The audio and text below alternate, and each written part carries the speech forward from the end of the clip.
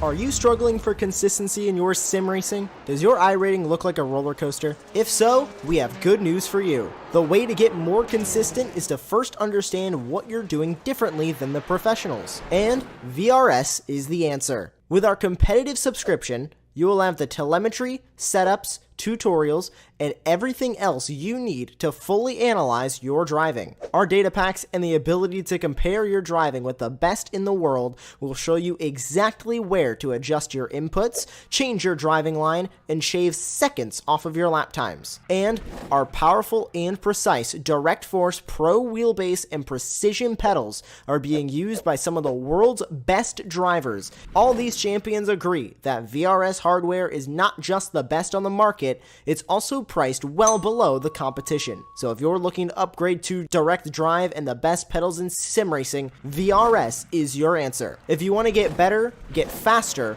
and make it happen sooner rather than later, you owe it to yourself to find out why so many people are switching to VRS. You'll be so glad that you did. Visit www.virtualracingschool.com and learn why the best use VRS.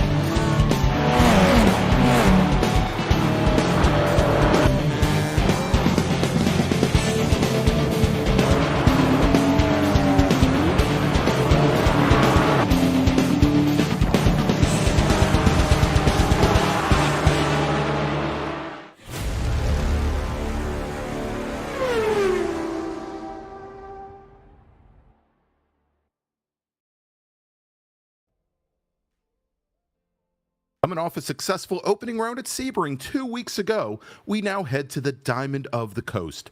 Known for its camber corners, high speeds, and limited runoffs, I'd forgive you for thinking it was Watkins Glen, but there's no blue Armco here. It's gray. And we're just minutes from the North Sea, not Seneca Lake. But like its North American cousin, this circuit was born out of a town looking for a better solution than racing on public roads. Originally built from communication roads used by the Germans during their occupation of this country in World War II, the circuit has changed much in the intervening years as Dutch NIMBYs decided that moving next to a racetrack really didn't provide the peace and tranquility they were after. Imagine that. And tonight, our GT4 and TCR combatants will take you to the 14-turn, 2.7-mile version of this circuit. Welcome, everybody, to Season 3 of the Extreme Motorsports Ricmotech Sportscar Series, presented by Performance Texas Elite Graphics and Netherlands Circuit Park Zandvoort. I'm Greg Ginsberg, along with Larry Lefty McLeod, and we've got Dennis Branch and Jonathan Grabowski, as always, in the virtual production truck. And, of course, they're going to be bringing you all the best camera angles and action that Apex Racing TV is known for.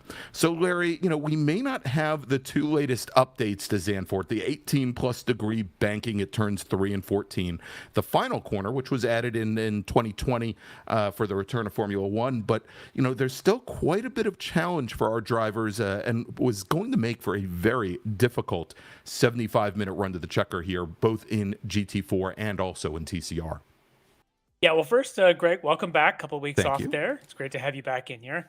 Secondly, yeah, I think the other update iRacing needs to make, they need those orange smoke bombs. They always seem to set off at the Formula One races around this track. Well, it's looking a little foggy over there in Zandvoort today, Larry. That might be it. Yeah, maybe it's just they've the orange has dissipated into a gray fog or something. Yeah. But yes, this track is super challenging, and the challenge here is going to be for passing. I've run quite a few races here. Passing's at an ultra premium. There's a couple of gotcha spots when you're making a lap. There's a couple of places maybe you can duck inside somebody if you're in a close battle. But I think passing here generally is going to be tough. And of course, we introduce more passing by having multi-class racing, which always makes for an exciting night. 75 minutes of this should be a very intense night between both our TCRs and GT4 categories. Should be a lot of fun. I completely agree, Larry, and we'll turn things over to Kevin Ford. He's going to give us our track guide here in just a few seconds. And maybe when we're done, we'll kind of discuss some of those areas that may open themselves up to possible passing or sticking the nose in where maybe some drivers might not expect it. But in the meantime, let's do that. Let's turn things over to Kevin Ford as he does every single week in the different Ricmotech series. He provides us this week's track guide. Welcome, everyone, to Circuit Park Zandvoort. Great to have you with us as we provide you your track guide today as we come to you from Northern Holland. We'll be heading around this 2 3/4 mile road course. It is a doozy, and boy, is it a challenge for drivers, and you'll see why here momentarily. As we head across the stripe and head down the front straightaway, you'll notice our grandstands to the left, our pit area to the right, and then the hillsides that you'll find all the way around this track with fans just loaded up, ready to watch these events. Heading out of turn 1 here, it's a bit of a wrapping hairpin. We'll head up into turn 2. A little bit of braking here as we rotate. Need to come all the way back to the right to set up for turn 3. Another tight wrapping left-hander here. We'll get the throttle, let that car track out a little bit as we've got a straightaway coming up here. But it's an undulating one through 4. Through turn 5 now to the left, and then we'll head back to the right through turn 6 and up over the crest of the hill. Down into the gully here through turn 7, we'll come back to throttle about apex. Come up over the crest here, back to the left for turn 8, take a little bit of curve there on the bottom, and then head up into the heavy braking of turn 9. This turn opens up on exit here, as you can see. There's quite a bit of room here, left and right, for drivers to get some side-by-side strategy going. As we come into turn 10 here, another tight wrapping left-hander that just never seems to want to end, but a lot of track out room there as well. Now we'll head down the little short chute here into the chicane of 11 and 12. Very tight spacing here. Not a lot of room for 2 cars side by side. Right back to throttle. We're going to track out up off that exit. Get a good run down here to turn 13. Our final 2 corners of the lap here, double right-handers, very fast entry here. And then, of course, turn 14 is nothing but a big sweeper. You can really just power that car down coming up off the exit. Let it track out wide and get every bit of speed you can up the front straightaway. There we go. There's your track guide for beautiful Circuit Park Zandvoort. Thank you for being with us. And thank you so much to Kevin Ford for tonight's track guide of Circuit Park Zandvoort. And, Larry, in watching Kevin take that BMW around the track, I mean, first off, like I said in the opening, it is really very similar to Watkins Glen and how there's Armco literally inches away from the pavement seemingly everywhere, with the exception of some very large gravel traps as we see right now Steve Daniel out for qualifying making his way through. But there are a lot of places here that can really get you. Obviously, if you understeer off a corner, or if you get a pass wrong, certainly you can end up in guardrails. But in some of the areas where we do have these very large gravel traps, like turn 1, like coming into turn 8 as well, if you push out wide on exit, there's the opportunity there to drop a wheel, and if you do, dropping one wheel into that gravel is going to be a heck of a lot worse, I think, than some of the other alternatives. Yeah, 14's one that comes to mind. You drop a turn off a track left there, right here in this shot where Austin Knight's going around. You drop too much of that tire there, and it's tempting because you want to go flat out. You want to get a great run off of this corner down the longest straightaway on the track. But if you just put 2 tires in, you are absolutely done. And I think comparisons to Watkins Glen are pretty good. Although Watkins Glen, to me, you can do a lot more side by side, and even though it's got those cambered grooves and things, it's got a little bit more straightaway. This place is kind of like a little Suzuka.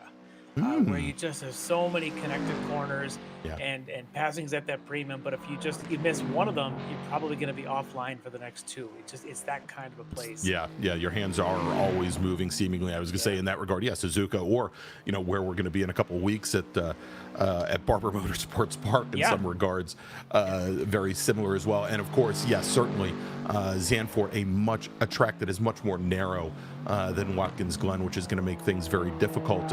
In particular, you would think that last, I hasten to call it a chicane, but turns 12 and 13.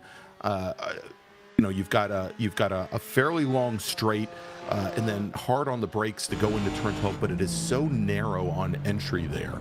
I suspect that making passes there is going to be very difficult. But I was also looking, for example, turn 10. You've got a fairly hard braking moment going into turn 9, another right-hander.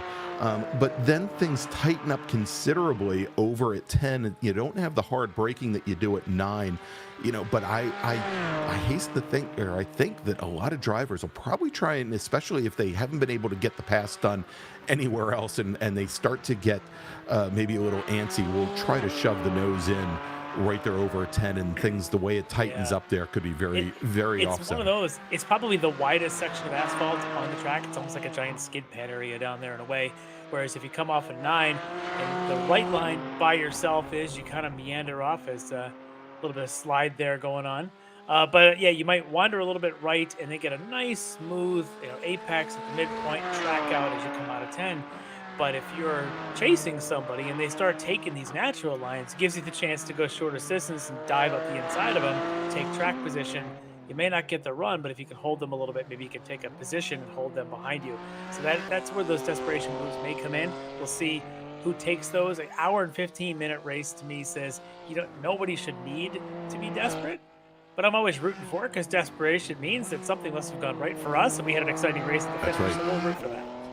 All right, so we've got our drivers on track right now. They are out for their 15-minute qualifying to set the grid for tonight's, as Larry said, hour and 15 or 75-minute race. And as we always do here in the Sports Car Series, these drivers are getting what is known as lone qualifying. Now, we've been jumping back and forth between cars, but each one of these drivers, while they're on track, it'll seem to them as though they've got the course all to themselves. While they're out there, they don't have to contend with any traffic, and we give them 4 flying laps in order to set their fast lap and to set the grid for tonight's race. And as we break it down here, we do have 3 different classes, 2 different types of cars on track. We've got our GT4 cars, of which you will notice that the pro category drivers or pro class cars, they have the red number boards, they've got the red windshield banners and mirrors, and they've got the red M plates on their machines, as we see as Mike Dam, our provisional pole sitter right now in the pro category, has in that BMW GT4. If we jump over and take a look at our AM category, you'll notice that they have the green number boards, green mirrors, and window banners, as well as the green end plates. As we are watching right now, Bobby Childs in his Aston Martin GT4. And he is currently running 3rd fastest in the AM category. And then our TCR cars, and pretty easy to tell those Japanese 4-doors apart, Japanese and German 4-doors apart, as we are watching right now Brandon Whitworth, who is your provisional pole sitter in his Honda Civic Type R. The TCR cars, blue number boards, blue mirrors and end plates, and blue windshield banners. And of course, we have them color-coded on the left-hand side of your screen, as well as we are now just a little bit over halfway here through qualifying. You can see Mike Dam is your provisional pole sitter in pro. Justin Ream, who was our fastest pro driver in practice, currently sitting 2nd fastest, just about 4/10 off of Mike Dam's times. And then we've got Chris Walsh, another newcomer to the series. He is driving a BMW M4. He is currently your 3rd fastest driver in pros. We start to have more pro drivers set in good times here, having not had laps discarded due to going off. In GT4 AM, currently your fastest driver, Steve Daniel. He's currently got a 19 thousandths of a second advantage over Bobby Childs. Daniel in the Porsche Cayman, GT4, Steve. Then we've got Bobby Childs, who is running the Aston Martin this week. And then we've got Russ Ruddock, currently third fastest, also, like many of our drivers, driving a BMW GT4. And in TCR, we've got Brandon Whitworth. He is currently your fastest driver on track with a time of a 1:46.343, just a bit over 0.4 of a second up on Austin Knight. Austin driving a Hyundai. Things changed. Yep, and look at that as Austin Knight goes to provisional pole in his Hyundai, and we've got two different Hyundais out there. We've got the Elantra, and then we also have, like Austin is driving, we've got the Hyundai Velociter, which has been around a little bit longer than the Elantra, and then we've got Brandon Whitworth now in second in a Civic Type R, and then we've got Bradley Husty, and Bradley, I believe, is Austin Knight's teammate, if I remember correctly. No, I'm sorry, that's Marlon Jones, who's the second Lead Paul Racing driver. But Bradley Husty, currently running third, also driving a Hyundai, but driving an Elantra. All right, so let's do this quickly, Larry, and then we can get back to qualifying. I just want to flash back 2 weeks ago to our opening round in Sebring, and we'll take a look at where we stand in the championship right now with one round complete, taking the win in Sebring and having started off on the outside of the front row. Mike Dam in his Orion Racing BMW M4 GT4. Our pole sitter from 2 weeks ago, Cameron Martineau, comes home in second. Tony Kernan finishes in third for Kernan Motorsports. All three drivers driving the BMW M4. First driver not to be driving that M4 actually finished in fifth. Travis Schwenke finished fourth from Orion Racing in an M4, and then finishing fifth was Chris Thorman. And so if we take a look at the championship, though, currently, Cameron Martineau, who finished in second in that race, is leading the points by 3 as we had Mike Dam pick up did not pick up as many bonus points, and he is sitting 3 points back in the championship, 38-35. Tony Kernan currently sitting third, and then Chris Thorman and David Payton there in the championship. If we jump over to the AM category, taking the win at Sebring was, let's see here, I should have written this down, and I wrote down the order that they finished overall, Larry. Finishing 7th overall, taking the win in AM was Bobby Childs in his Aston Martin Vantage GT4, running for D2D E-Racing.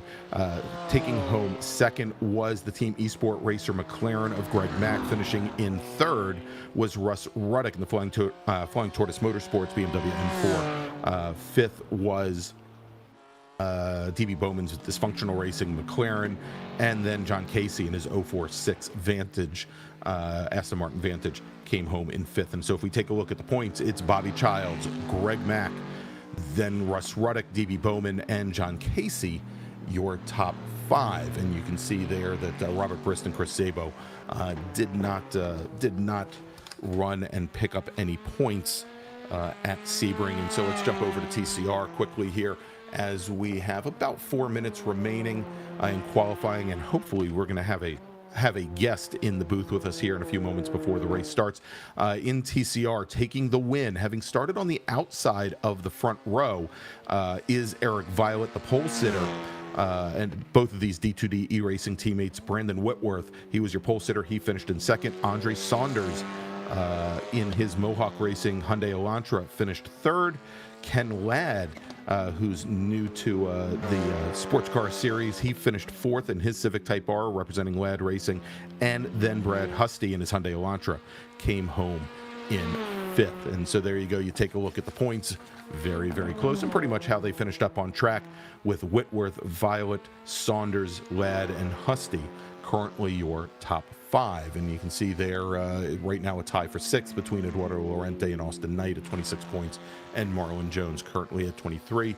We've got a couple drivers that were not with us for round 1, some all new racers to the class. Marlon Jones and Athena Leclerc, or probably not Marlon, but Athena Leclerc, John Ford, Kevin Carlisle, and Brian Reeves.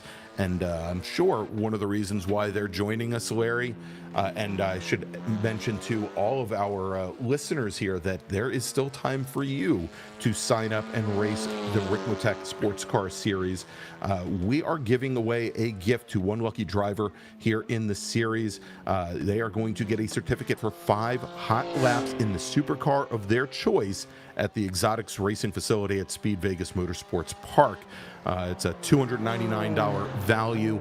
They're going to get driving and safety classroom instruction. They're going to get some discovery laps with a pro racing driver, and they will then get 5 laps with an in-car professional instructor at Speed Vegas. They can choose from a Ferrari F430, a Lamborghini Gallardo, Porsche GT3, a Nissan GTR, a Mercedes AMG GTR, number of other options here, like a Ford Shelby GT500 if you like American Iron, Acura NSX, a C8 Chevy Corvette, or an Audi R8.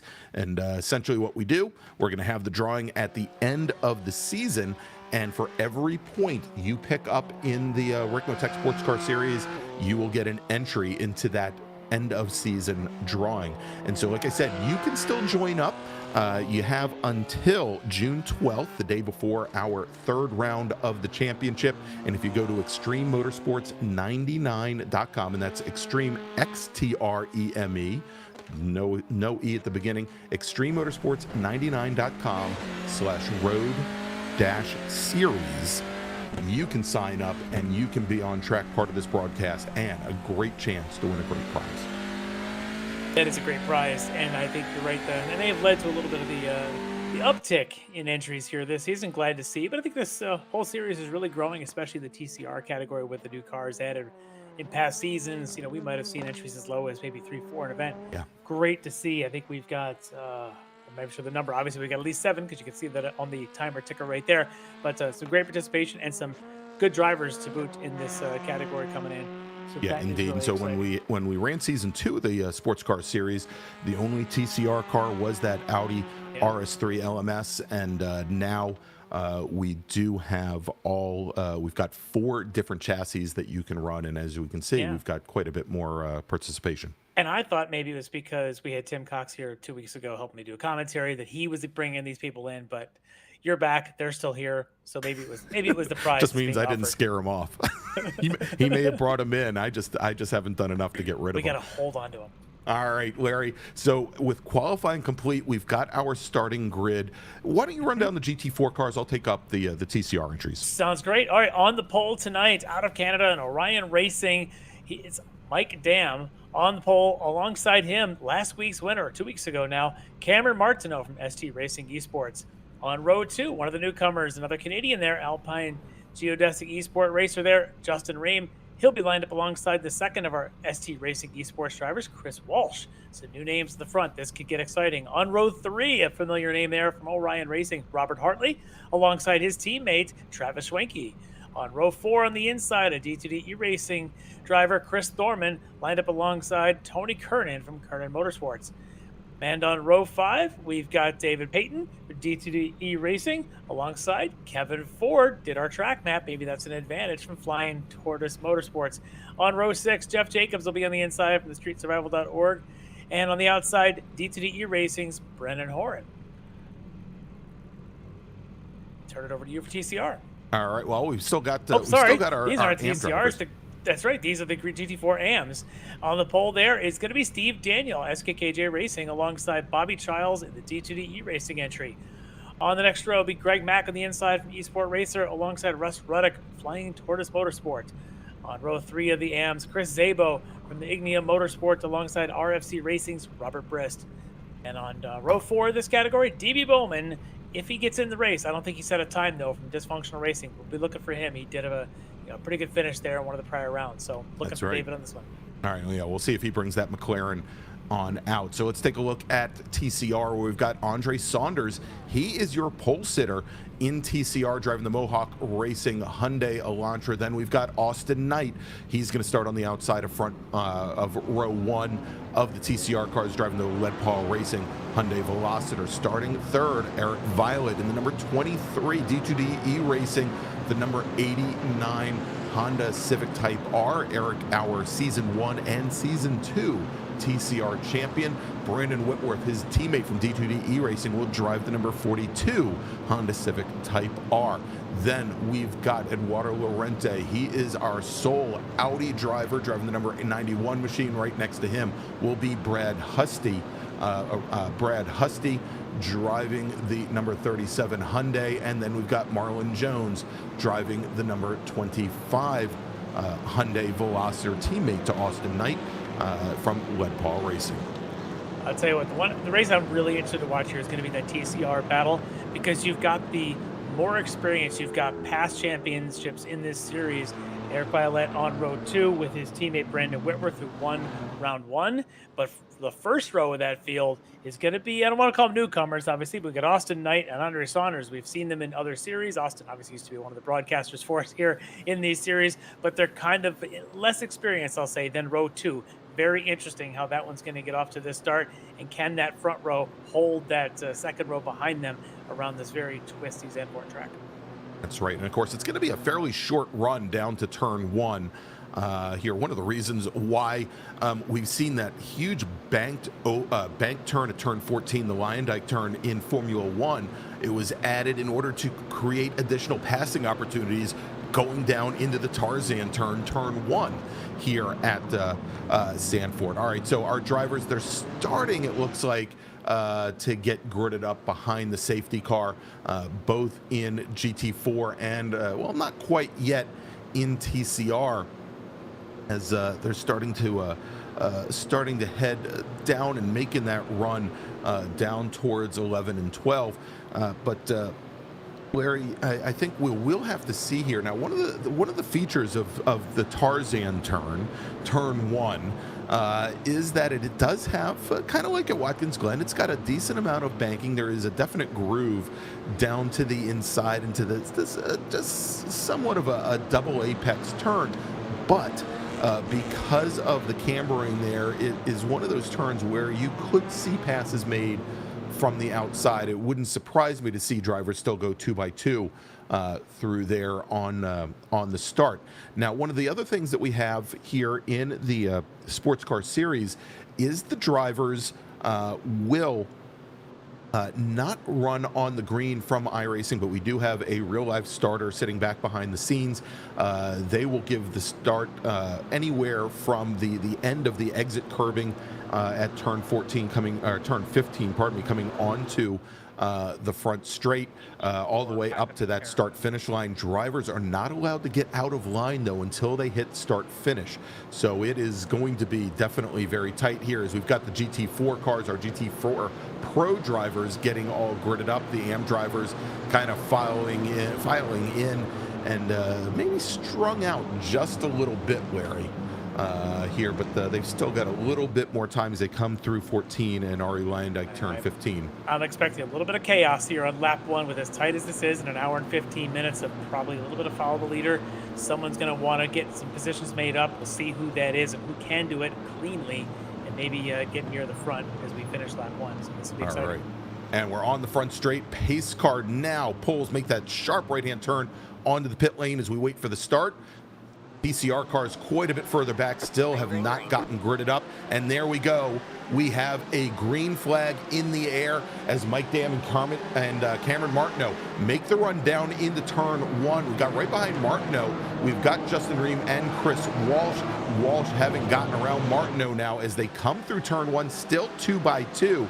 Mike Dam, then we've got Martineau, then Chris Walsh, and then Justin Ream gets shuffled back into 4th spot in that Geodesic Alpine Stars entry. Then we've got Travis Schwenke, Tony Kernan, as well as the TCR cars now on the front straight. They get the green flag.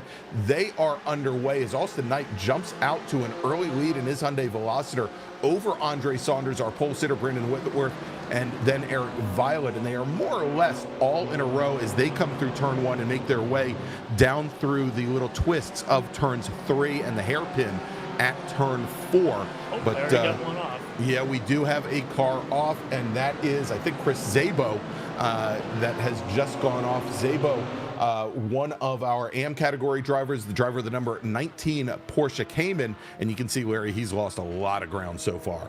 He definitely has, but I'm watching that battle there, the TCRs. The challenge here is cold tires for those guys on this opening lap, so we'll keep our eyes on who can control that as we jump over to the GT4s.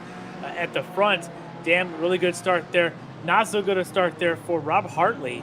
A couple of races in a row now. He's had a bit of a rough start. We saw him, actually, I believe it was in our Classic Sprint Miatas last week. Terrible start, managed to come back and put himself out there for the win. So who knows what he can do. He's got some work to do here. He's lost a couple spots just on that opening lap. But those teammates, I think it's Martineau and Walsh, I think are teammates. They're kind of helping each other stay with Mike Dan here early in the race. Yeah, indeed. Another driver who did not have the best of starts, Chris Thorman, starts off in 7th, falls down into 10th in the pro category, and overall a little bit further back with our AM category drivers.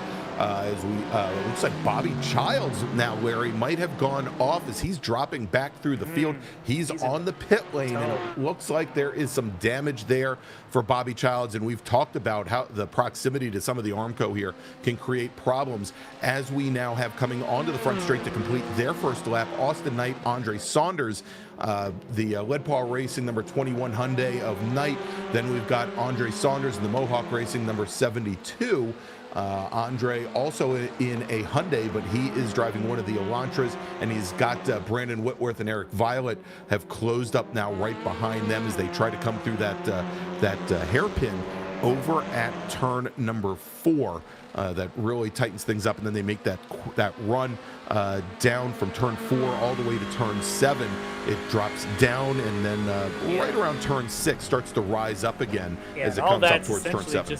That's all just flat out. You come out of about the midpoint of 4, the little bit of banking that you get, and you are wide open throttle all the way to that turn in for 8, which is an extremely fast line entry kind of camber changing corner. It just makes the timing through all that critical. It also means the exit of 4 becomes extremely critical so that you don't get past anywhere along that area.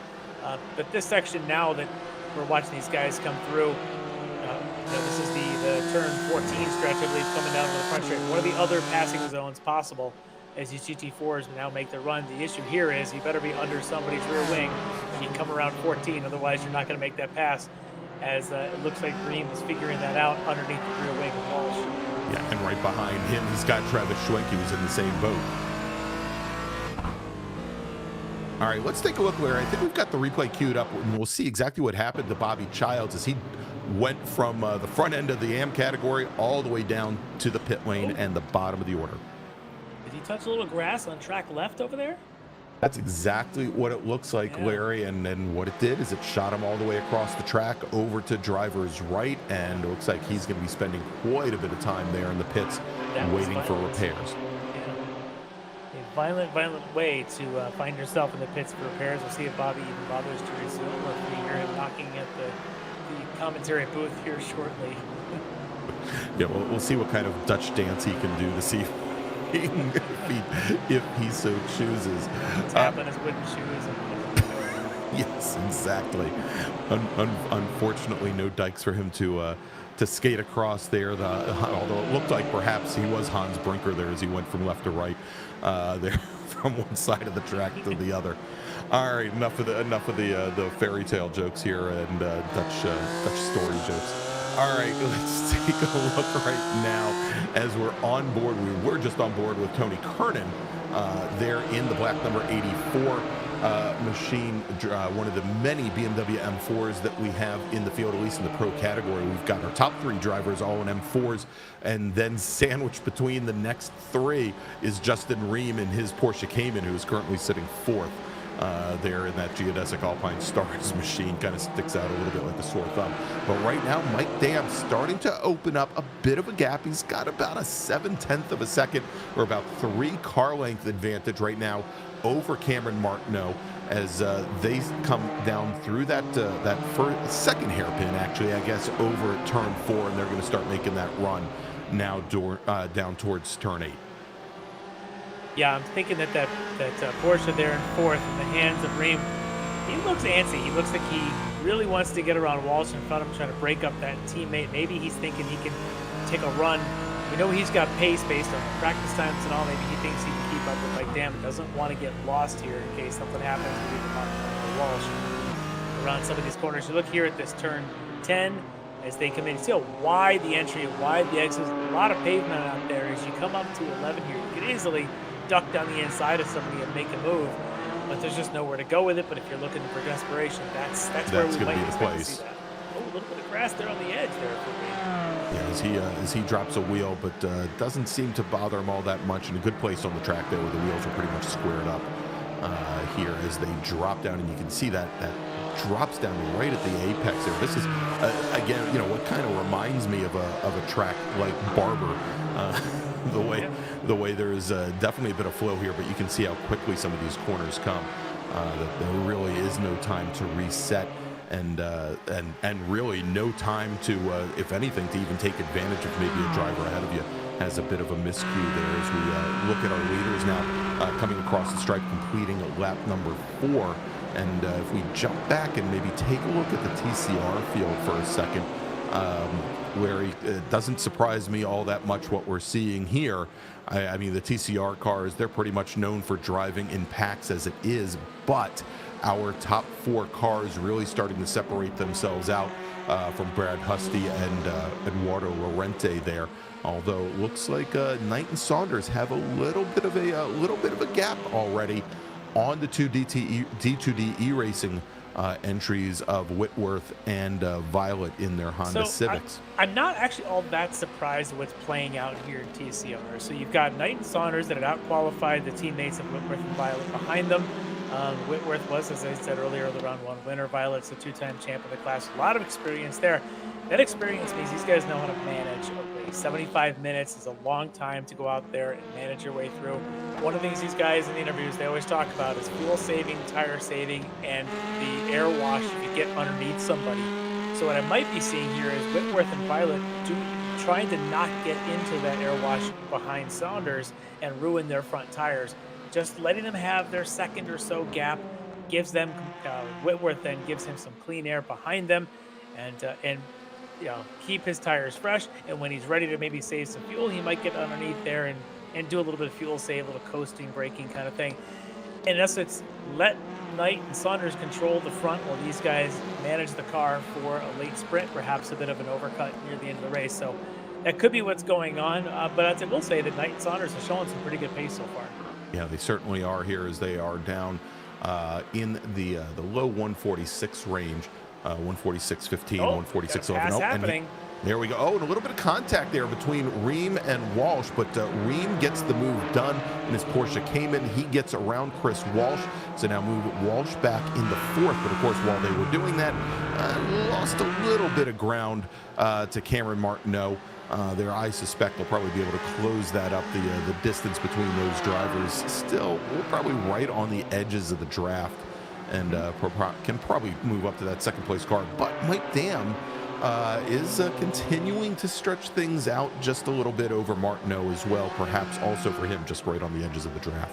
And I think Justin Ream maybe have reached that desperation point where he was seeing that gap grow in front of Martineau and realized he can't wait any longer. Made the very difficult, but made the pass to get on by and to take back that 3rd spot, which is where he started the race from. And I think that Boxster probably has pretty good balance around, around this track. It's got good balance around here with that mid-engine setup, and maybe really good for different maneuvers in different places for late braking and things where the BMW traditional front engine might need to kind of point and shoot in a lot of places, so it might leave corner entry open for that Cayman to do its thing. We'll see now if open track, if Ream's got paced. It looks like he already is down. He's picked up a couple of tenths on Martineau. He has. Closing quickly.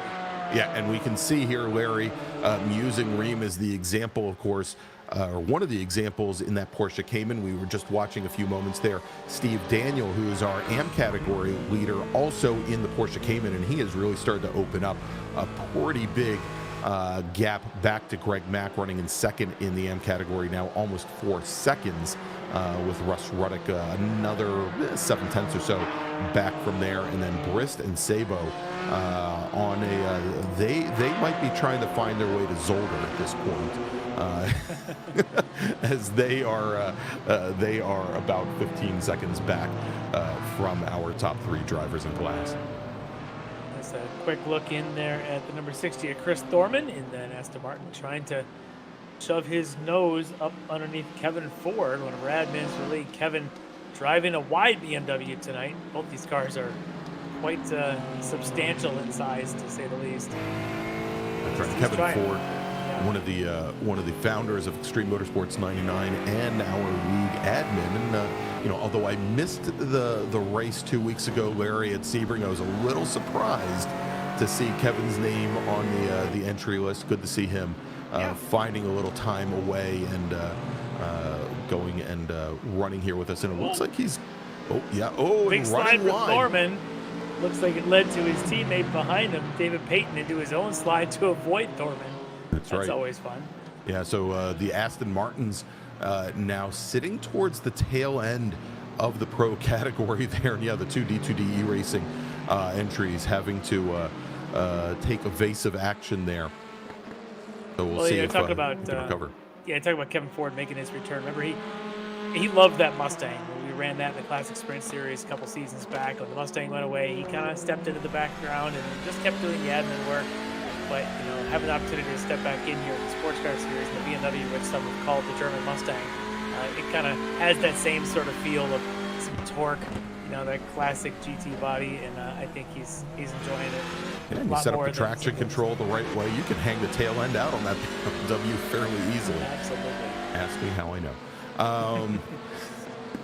All right, as we watch a little bit more of the TCR action here, where we continue to have a very close battle up at the front of the field with Austin Knight in his Lead Paw Racing Hyundai Velociter, and kind of interesting to see the Velociter up at the front of the pack here. Larry, I know at least in American road racing, the Elantra very quickly replacing the Velociter on many of the race teams here.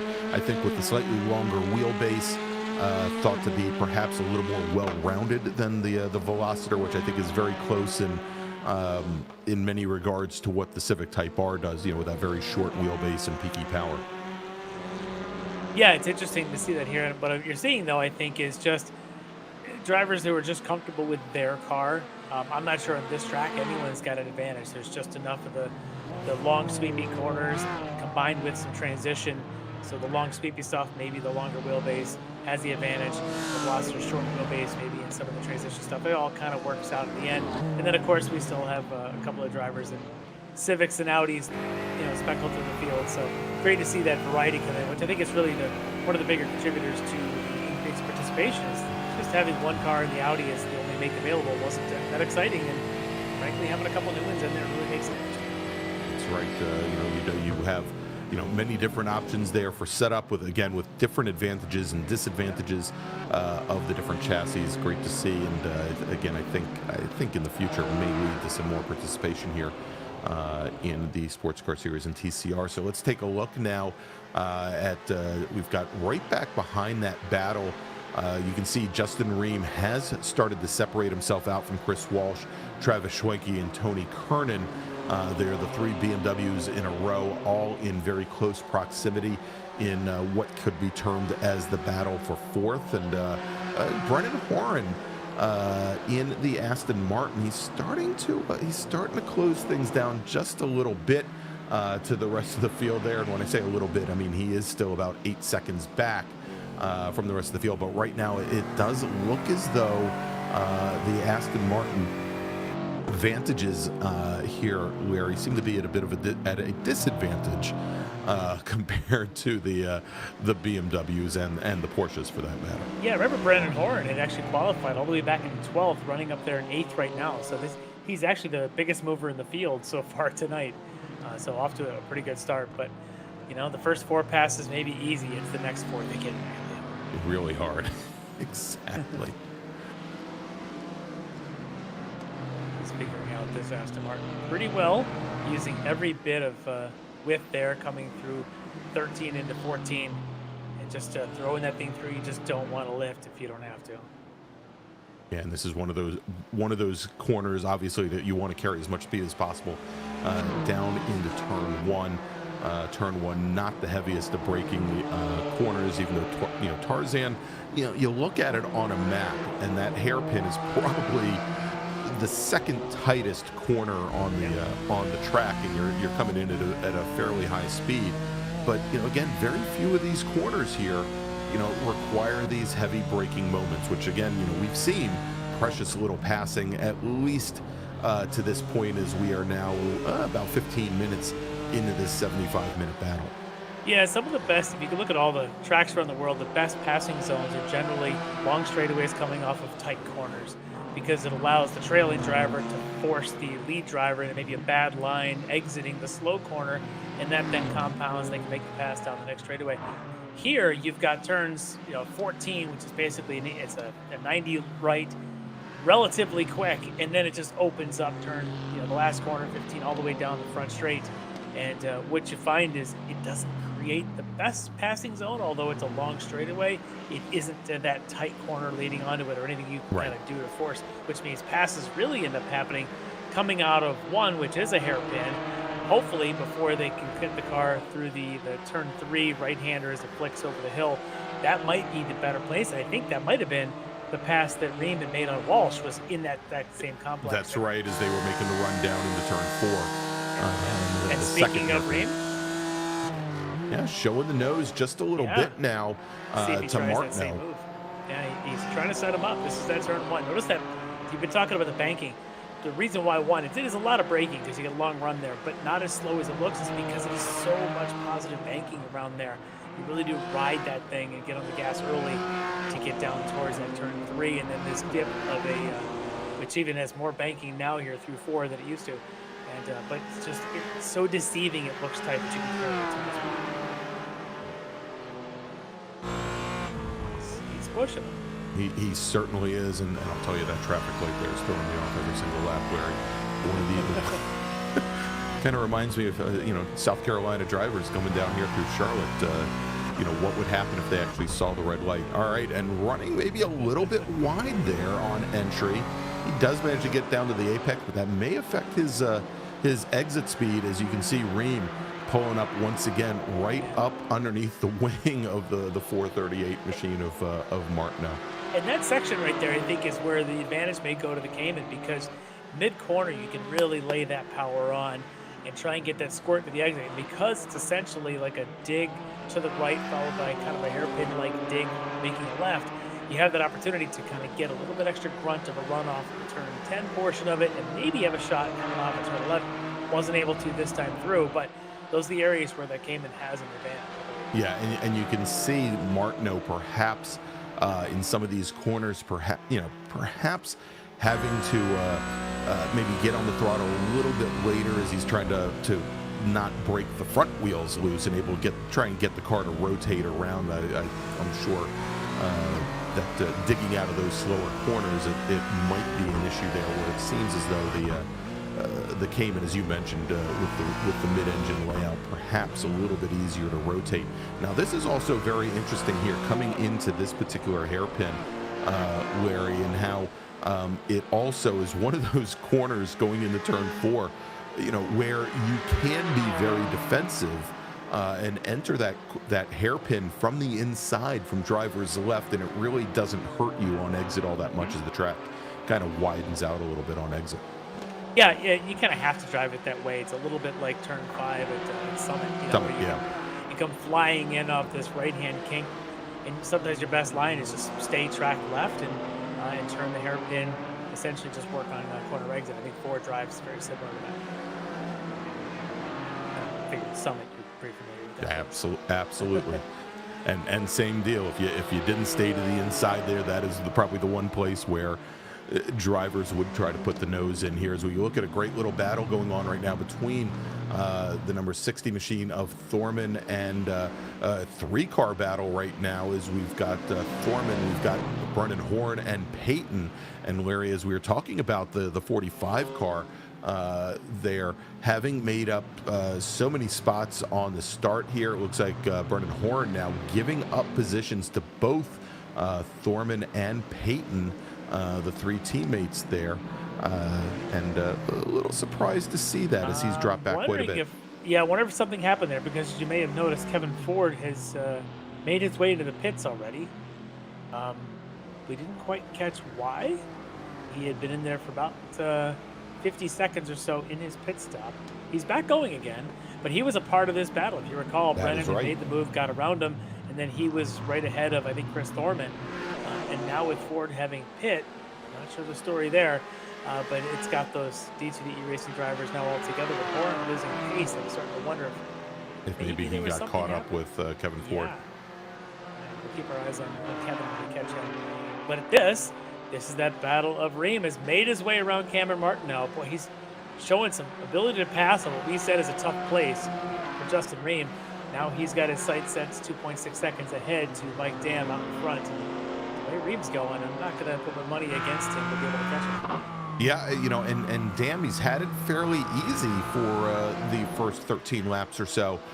But you know, even as much as Ream and Martineau have been fighting it out, Dam hasn't really been able to open up that much of a gap. And I think, again, that kind of owes to, you know, where, you know, we say that Ream and Martineau have been battling it out. But, you know, frankly, the trailing car is just kind of following along, looking for, you know, for the car in front to make a mistake. Yeah, looking for that moment of weakness. Yeah, exactly. But it definitely, maybe it gave Mike Dam a chance to sort of do a little tire preservation for the first 30 minutes of the race, and given the length of this place, I'm thinking not a lot of tire changing is going to be happening. These guys might be sticking with the same set, so a little bit of preservation may go a long way. Yeah, and I would think, Larry, in the GT4s in particular, although we may see and will likely see new front tires for at least some of our TCR entries, you know, given the amount of time that it takes to change these GT4 tires and how they really don't drive nearly as well if you just take one side. You know, probably unlikely that these drivers are going to make any kind of changes. Now, we do anticipate all of our drivers having to make at least one pit stop to get to the end of the race. We would think, though, the pit window really very small for the GT4 cars. Probably somewhere between, I think, probably between laps 20 and 23, and we only expect the drivers to be able to do well, we expect the race, probably based on the pace that they're doing right now, to be somewhere in the 43-44 lap range for GT4. So again, really small window for them. It's much larger for the TCR cars. Yeah, so that's where I wonder about. We talked about Kevin Ford having made a stop. Must have been, I'm guessing, some sort of incident there, because he wouldn't have been able to make it another 50 minutes. Yeah, he'd likely have to take another stop. Oh, and it looks like Robert Brist, who is running fourth in the AM category, Larry, it looks like he's gone off track. There he is over in the wall there, and trying to get that car straightened back up. He's trying to also not have a bad re-entry to the track. He's probably watching his relative and doesn't want to just back out right in the middle of traffic. So at least he's being considerate that way, because he knows that some of the TCRs are coming through and losing a lot of track time in the meantime. Yeah, indeed. And I believe he was sitting somewhere around 15th overall. He is now going to drop, and it looks like he's probably going to lose another spot there, dropping all the way down to 22nd overall.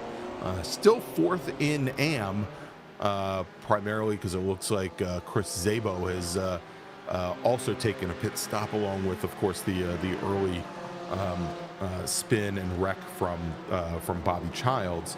But Brist now sitting quite a ways off of the rest of GT3 AM field. And Brist ended up coming out in front of, I believe, the leaders, not intentionally. He was trying to get it going, couldn't quite get to the pavement in time, and did everything he could to not hold anybody up. Looks like everyone was able to make it through without too much disruption. But yeah, a little scary there, seeing race leader Mike Dam coming up to turn 4 with Brist just doing everything he can to hustle out of there. Yeah, exactly. As Brist was trying to stay away from and not cause any problems rejoining, and he ends up there right with the rest of the field. As we take a look now, and this is Russ Ruddick in the Flying Tortoise Motorsports BMW, currently running third in AM, and he's got Greg Mack just ahead of him. One of our two. Well, actually, tonight it is the only McLaren on track, since Stevie Bowman did not make it out for the green flag. So the McLaren 570S GT4 machine of Mack in the Team Esports Racer machine, and Steve Daniel in his Porsche came in quite a bit up the road there. You can see almost 9 seconds. I tell you what, Russ Ruddock now is reeling him in quickly. Yes. Second faster on the last lap, and I'm telling you right now, he's probably just picked up another second just on this lap alone there in Russ in that BMW. Not sure if there's something up with Greg Mack, but his pace is just a bit off right now, running into the 45s instead of the 44s where he was just a bit ago, and giving this opportunity for Ruddock to come up here and snag second spot. Yeah, and you can see Ruddock showing the nose a little bit from about 5 car lengths, 6 car lengths back.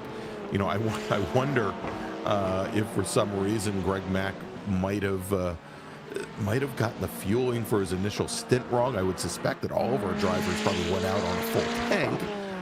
Again, given how small the pit window is, but he might have short-filled it slightly. I tell you, I've done this before, where you go out and you think you're all smart and qualifying, and you take your fuel out, and then you go to the grid for the race and forget to put that fuel in. You probably wouldn't have made it 16 laps for the race, but that's all it takes is to misjudge that, and could easily ruin a race. But yeah, we'll see. Maybe he just had a couple of moments where a little distracted. Who knows? Remember, we're all sitting at home in our basements, our offices, or somewhere at our sim rigs, and who knows, maybe the dog came up and just rubbed against him or something like that, and looked down and just had a moment of a delay. These are the things that real racers don't usually have to worry about. Yeah, exactly. In the sim world, it happens all the time. Good puppy. Good puppy. All right, here and here we go, Larry, as we're looking back from Travis Schwenke's number 16. Orion Motorsports BMW, looking back towards Tony Kernan. Kernan there in the number 84 Kernan Motorsports BMW, the all-black livery machine.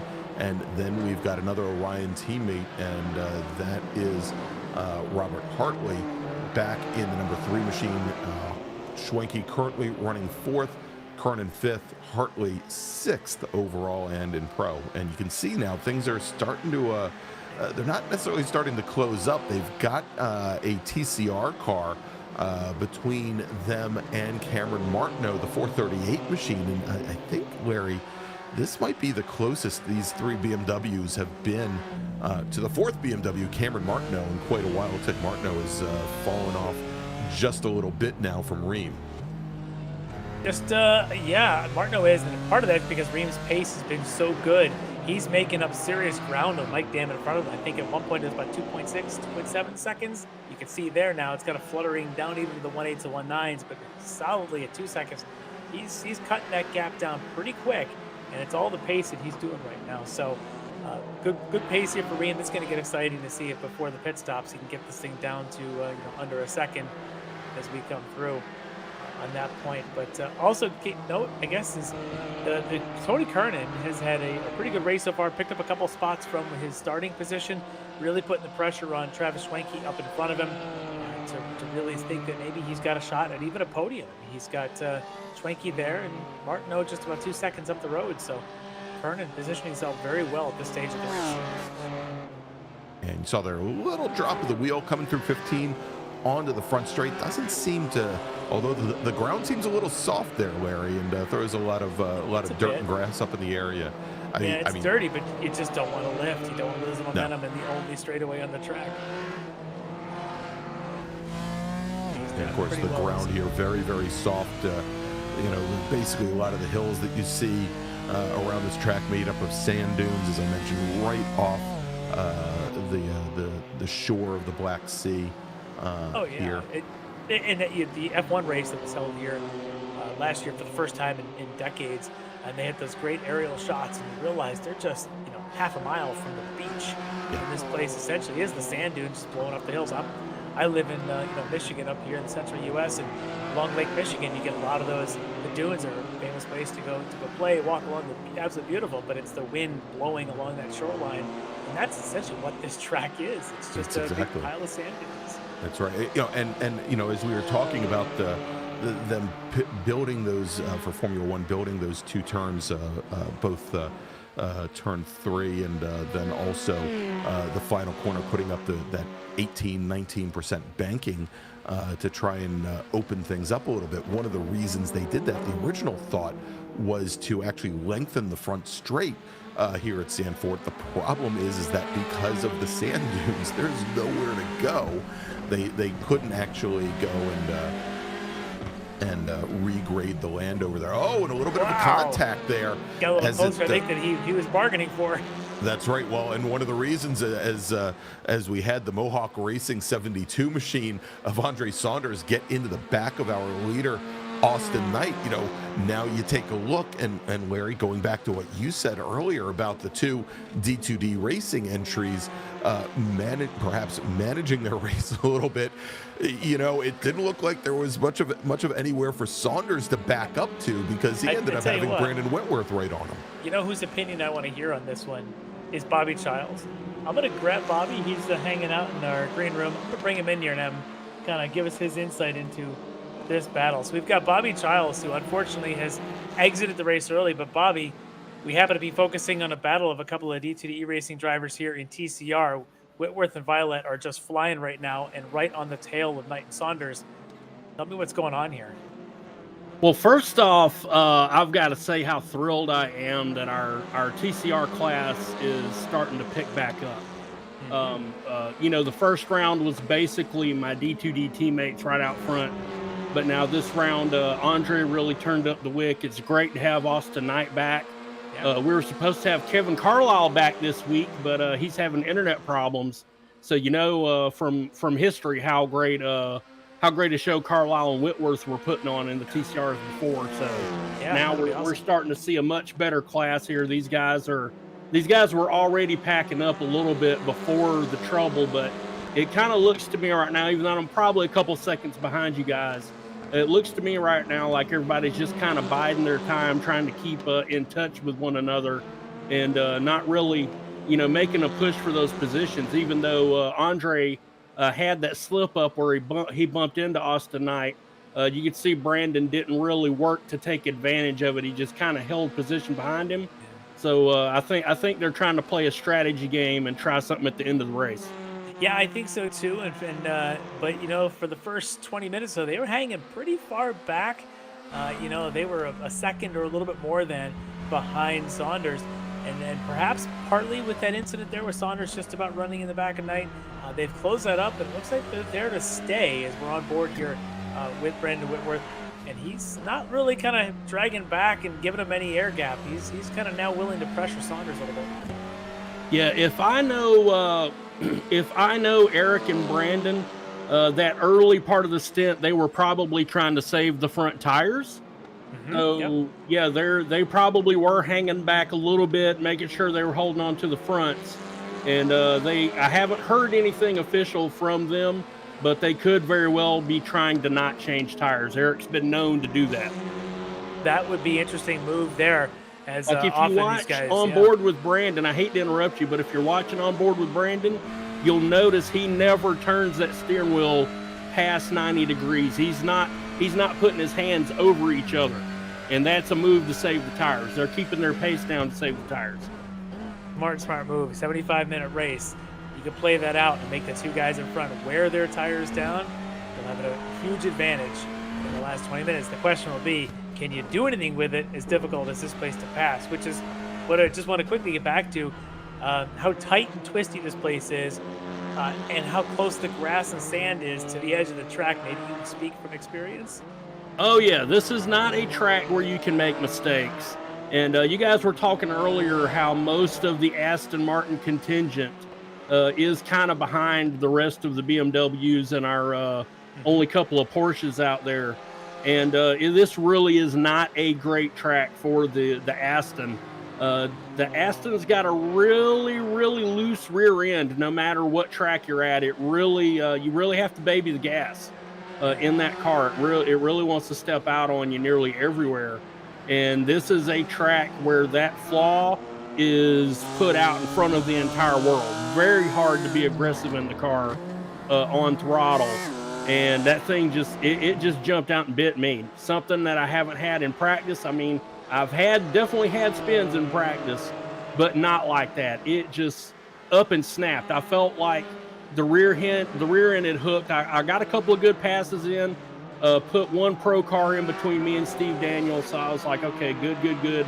You know, we can make a real push for an AM victory here now. Just be consistent and keep the car in one piece. And then right here, you know, I'm again a couple seconds behind you. They just went through the section where I wrecked.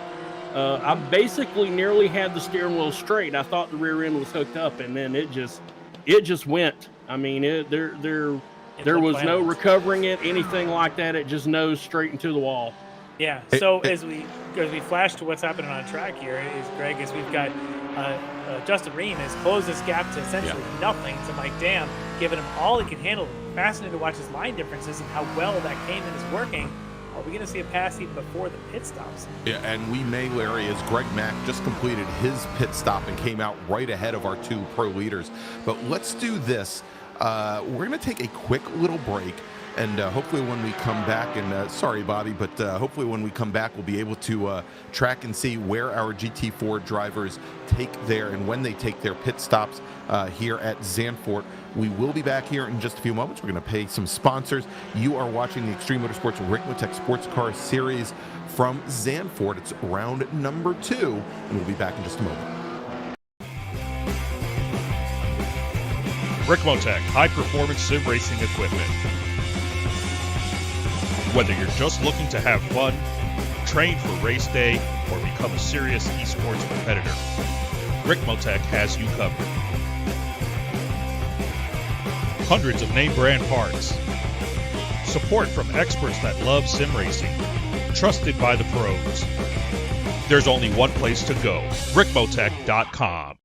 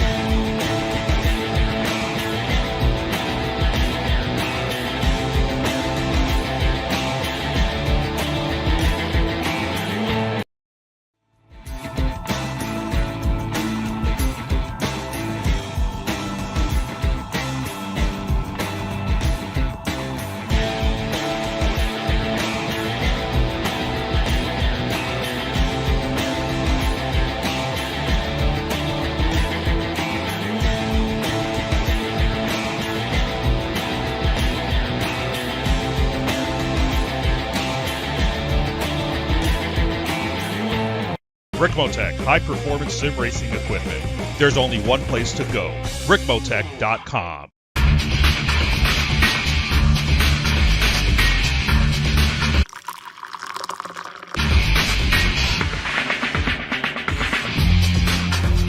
Allow extreme scoring to do the work for you. All right, we are back here at Zandvoort for round number 2 of the Extreme Motorsports Ricmotech Sports Car Series. I'm Greg Ginsberg, along with Larry Lefty McLeod, and we've got Bobby Child sitting here in the booth. And Larry, just as I was hoping that we'd get the round of pit stops here right after we came out of break, as we kind of suspected, as both Mike Dam and also Ream came out right behind Greg Mack's AM category. McLaren, both our leaders dove into the pits, but not only did they dive into the pits, they had Kernan, they had Martineau, they had Schwenke, they had Hartley, all follow them in, and we saw a little bit of strategy here as now we've gotten, and actually I believe Thorman is our sole driver who has not pitted in yet. He's actually showing as our leader, but both Mike Dam and Justin Ream did not take a set of tires, and they came out ahead of the rest of the field, but Justin Ream, fastest on the go switch. He's now running second. Real quick, I think we've got the replay queued up of the pits. We don't always show replays of pits, but what you're going to see is this crowd going in, and you're going to see, watch the cars pop up. Those are the ones taking tires. So there you see Mike Dam, your leader, pops up. But you notice that Cayman of Rickham does not. He's staying put. He's just taking on his fuel. And you see even behind them, a couple of the other BMWs. All those BMWs, they are hard on their tires. But that Cayman, nice and well balanced, easy on his tires, and you'll watch that fuel fills up. And he's just going to take off while the others are waiting for their tire changes to finish up. And that is ended up being how we ended up with our new leader, Justin Ream. And it's a long wait here. It as is. you can see, a Look few at more that. cars pile in, but there you go. Seconds. And Mike And Dam, you can see as Ream gets out, and then Dam, lights up the rear tires, and it stands right now that Justin Ream has a 3-second advantage over Mike Dam. Now, of course, the question is going to be whether or not Ream has not only the fuel to make it to the end, but also has the tires to make it to the end of the race here, as we now see Steve Daniel, who's our AM category leader. He is now pitting in, and I believe he was the last of our AM category drivers, and you can see there he gets some fuel, he's in, he's out, and no tires there for the second Cayman here this evening, as we have a driver looks like has just gone off on the outside of turn 1. Is that Ruddock? I think that was indeed Russ Ruddock. Yeah. Let's take a look. Yeah, indeed, Russ Ruddock went off to the outside. Spot. Yeah, he's sitting in second spot. If I quickly check, he has taken his stop. Ruddock, we're showing that he has taken a stop. So here's what I'm seeing. I think maybe we had missed this. Steve Daniels shown with Two stops. Pit stops. So what we just saw, I believe, was his stop and go, potentially for something like maybe a pit speeding penalty. Possibly, and Ruddock goes off track just when he could have. He had the lead and might have been able to hold it. Daniel's lead was substantial going into that. He really wasn't being challenged between either Ruddock or Mac. And now you can see Ruddock just 2.7, Mac 10 seconds back from Daniel. So Daniel now's got to be a little bit careful in making sure he tries to build that lead back up. But as we flash back up, this is that battle of Kernan and Martineau. Martineau right on his tail, coming out of 4, looking very smooth. Kernan not as smooth tonight, but he's got raw speed. He does, and now remember, Martineau had been up as high as second. He's now trying to get back onto the podium. Now, we also had a brief look there at the TCR cars, and Larry, I think we're getting towards the end of the TCR cars pit windows. Now, remember, we said that the TCR pit window would be somewhere around the up to 26 laps, and I think our leader Austin Knight, here they come down the pit lane. Oh, and we have somebody who's just one of those Aston Martins, looks like it just went into the wall, and I will try and figure, I think that might have been Brennan Horan who wrecked there, just we saw just over the wall there. Yeah, indeed, the number 45 machine trying to get things back underway. But Austin Knight, our leader in TCR, coming into the pits. And that now is going to move Andre Saunders to the lead. And we were saying that that pit window looking like maybe a high of 26 laps. They come in on what was the end of lap 23. Yeah, well, let's take a look and see, as those two, Knight and Violet, had come in at the same time. But it looks like Knight had to take on a little bit more fuel as Eric Violet's able to get out in front of him. But we have been speculating. Bobby had mentioned these guys might be saving fuel and saving tires. It looks like right there, Bobby, it may have just paid off as Violet was able to come back out in front of, a couple seconds even, in front of Austin Knight. And now we didn't see whether or not Knight had taken on front tires, but I mean, that could have been an indicator as well. Also, we saw as Knight came off the pit lane, he had our overall leader, Justin Ream, coming up on him. Knight got out of the throttle to let that geodesic Alpine Stars came in on through. Yeah, it's really, really hard merging with cars coming off of the pit road. I think that's why you saw Russ Ruddock go off as he was passing Steve Daniel. It just the cars just kind of came together in a bad spot. He may have missed his braking mark trying to make sure that he wasn't going to have contact with Steve. But yeah, well, you guys were spot on with Eric and Brandon in the TCRs, definitely playing some strategy, trying to get some positions, and now they're running second and third right behind Andre Saunders.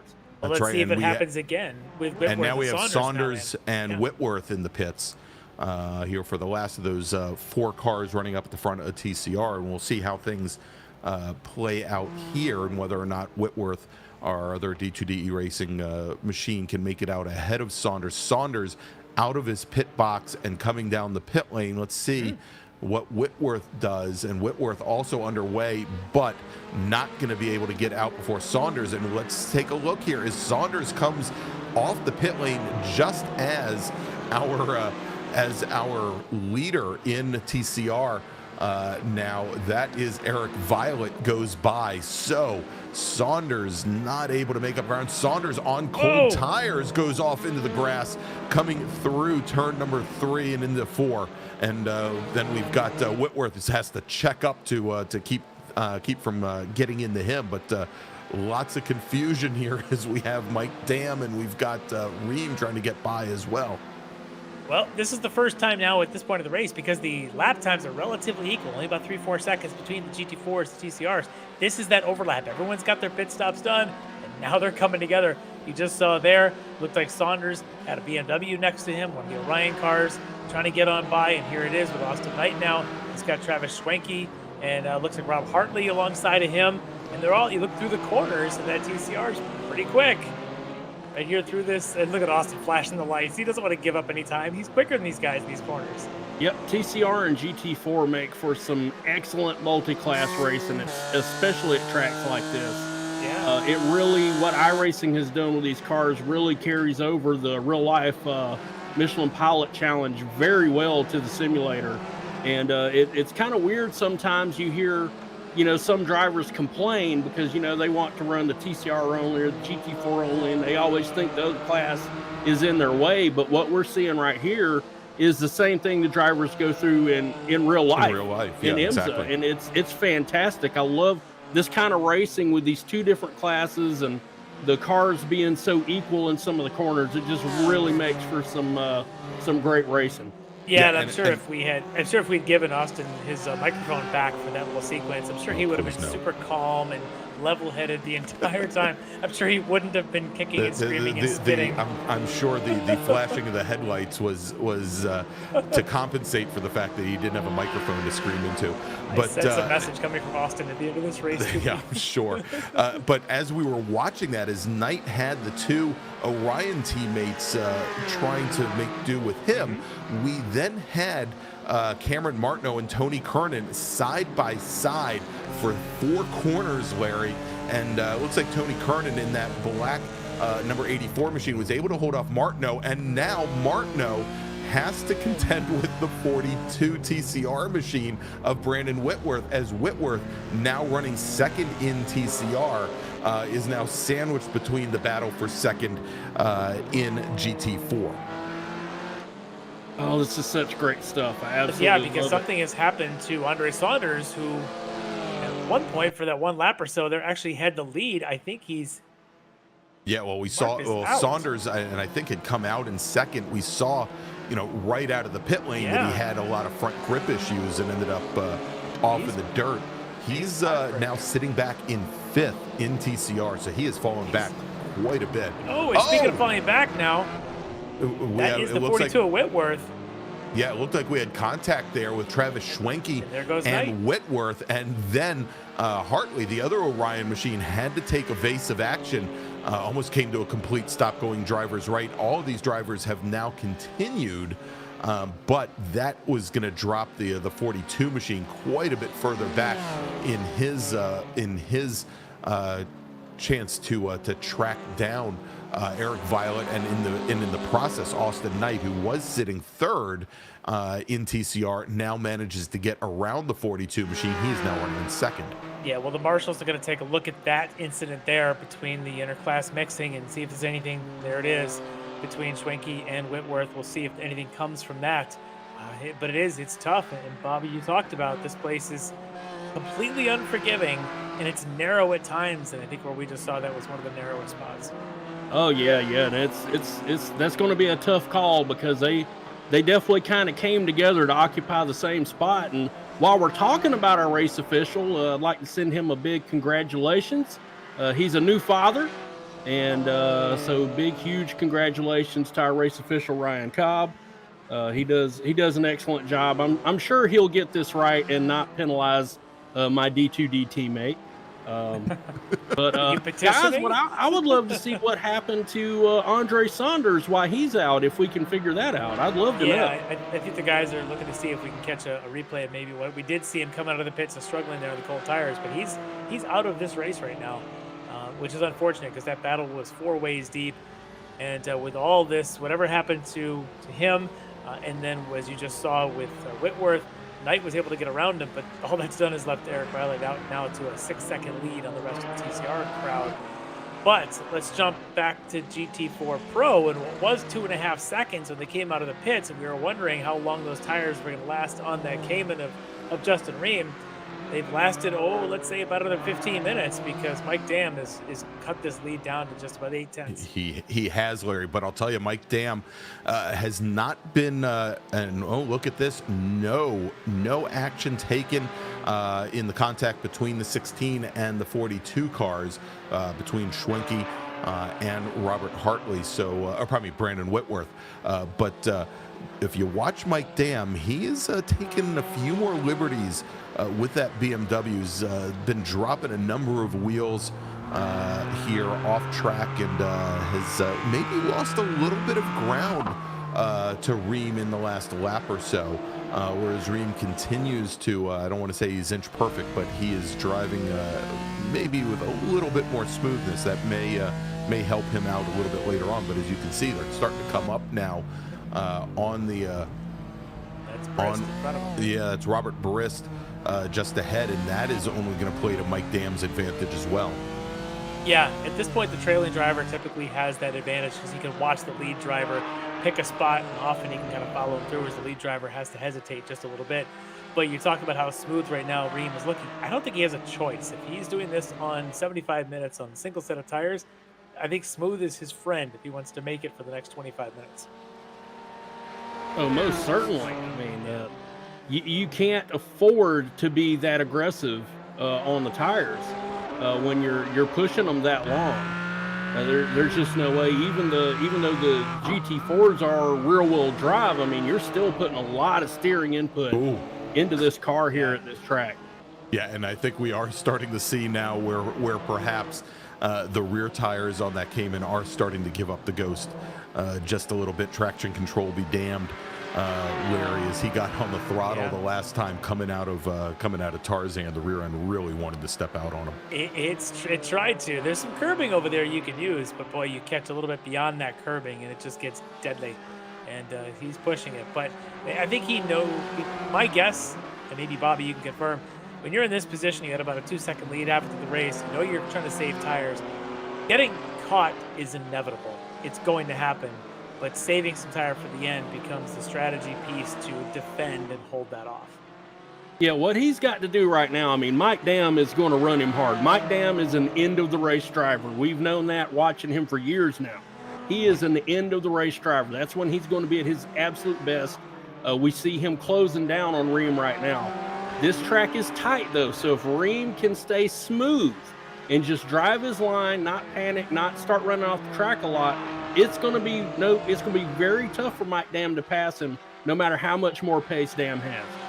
Yeah, now does that BMW have a little bit more on the top end than the Porsche? And corners like that don't help. Very. The BMW definitely has a top end advantage, but the Porsche is a little more nimble and can brake a little bit deeper than the other cars in the class. So that's where the Porsche's advantage is going to come in. That's how he's going to keep his advantage, is being able to outbrake Dam. Well, and you can see now, Larry, as Justin Ream gets very defensive, trying to break the draft on the front straight with 20 minutes remaining. It is going to be a very difficult 20 minutes for Justin Ream. Yeah, and I wonder if it was less about breaking draft and more about maybe holding position, because he had that big oops moment of grabbing a little bit of grass coming off the last corner of the straightaway. And they had thought he lost one. That was definitely a Pocono snake. That was definitely a Pocono snake. But this is fascinating now, because Mike Dam may have an advantage somewhere in this track, but I suspect that Ream still is quicker through this section here, this 10-11, back and forth. And the only reason he doesn't look quick now is I think he's getting defensive, trying to block that undercut, that dive bomb move from Mike Dam. Yeah, all about positioning at this point. rather than pure speed. Yeah, I don't know how much driving he's done with Mike Dam. I know that Reem here is showing some pretty strong pace, but how much driving his mirrors is he doing, or does he just trust what's going on back there is just going to be back there and he can just put his head down? Well, that's what he's got to do. I mean, he can't, right now, he can't afford to focus on Mike Dam. Mike Dam's obviously got more pace.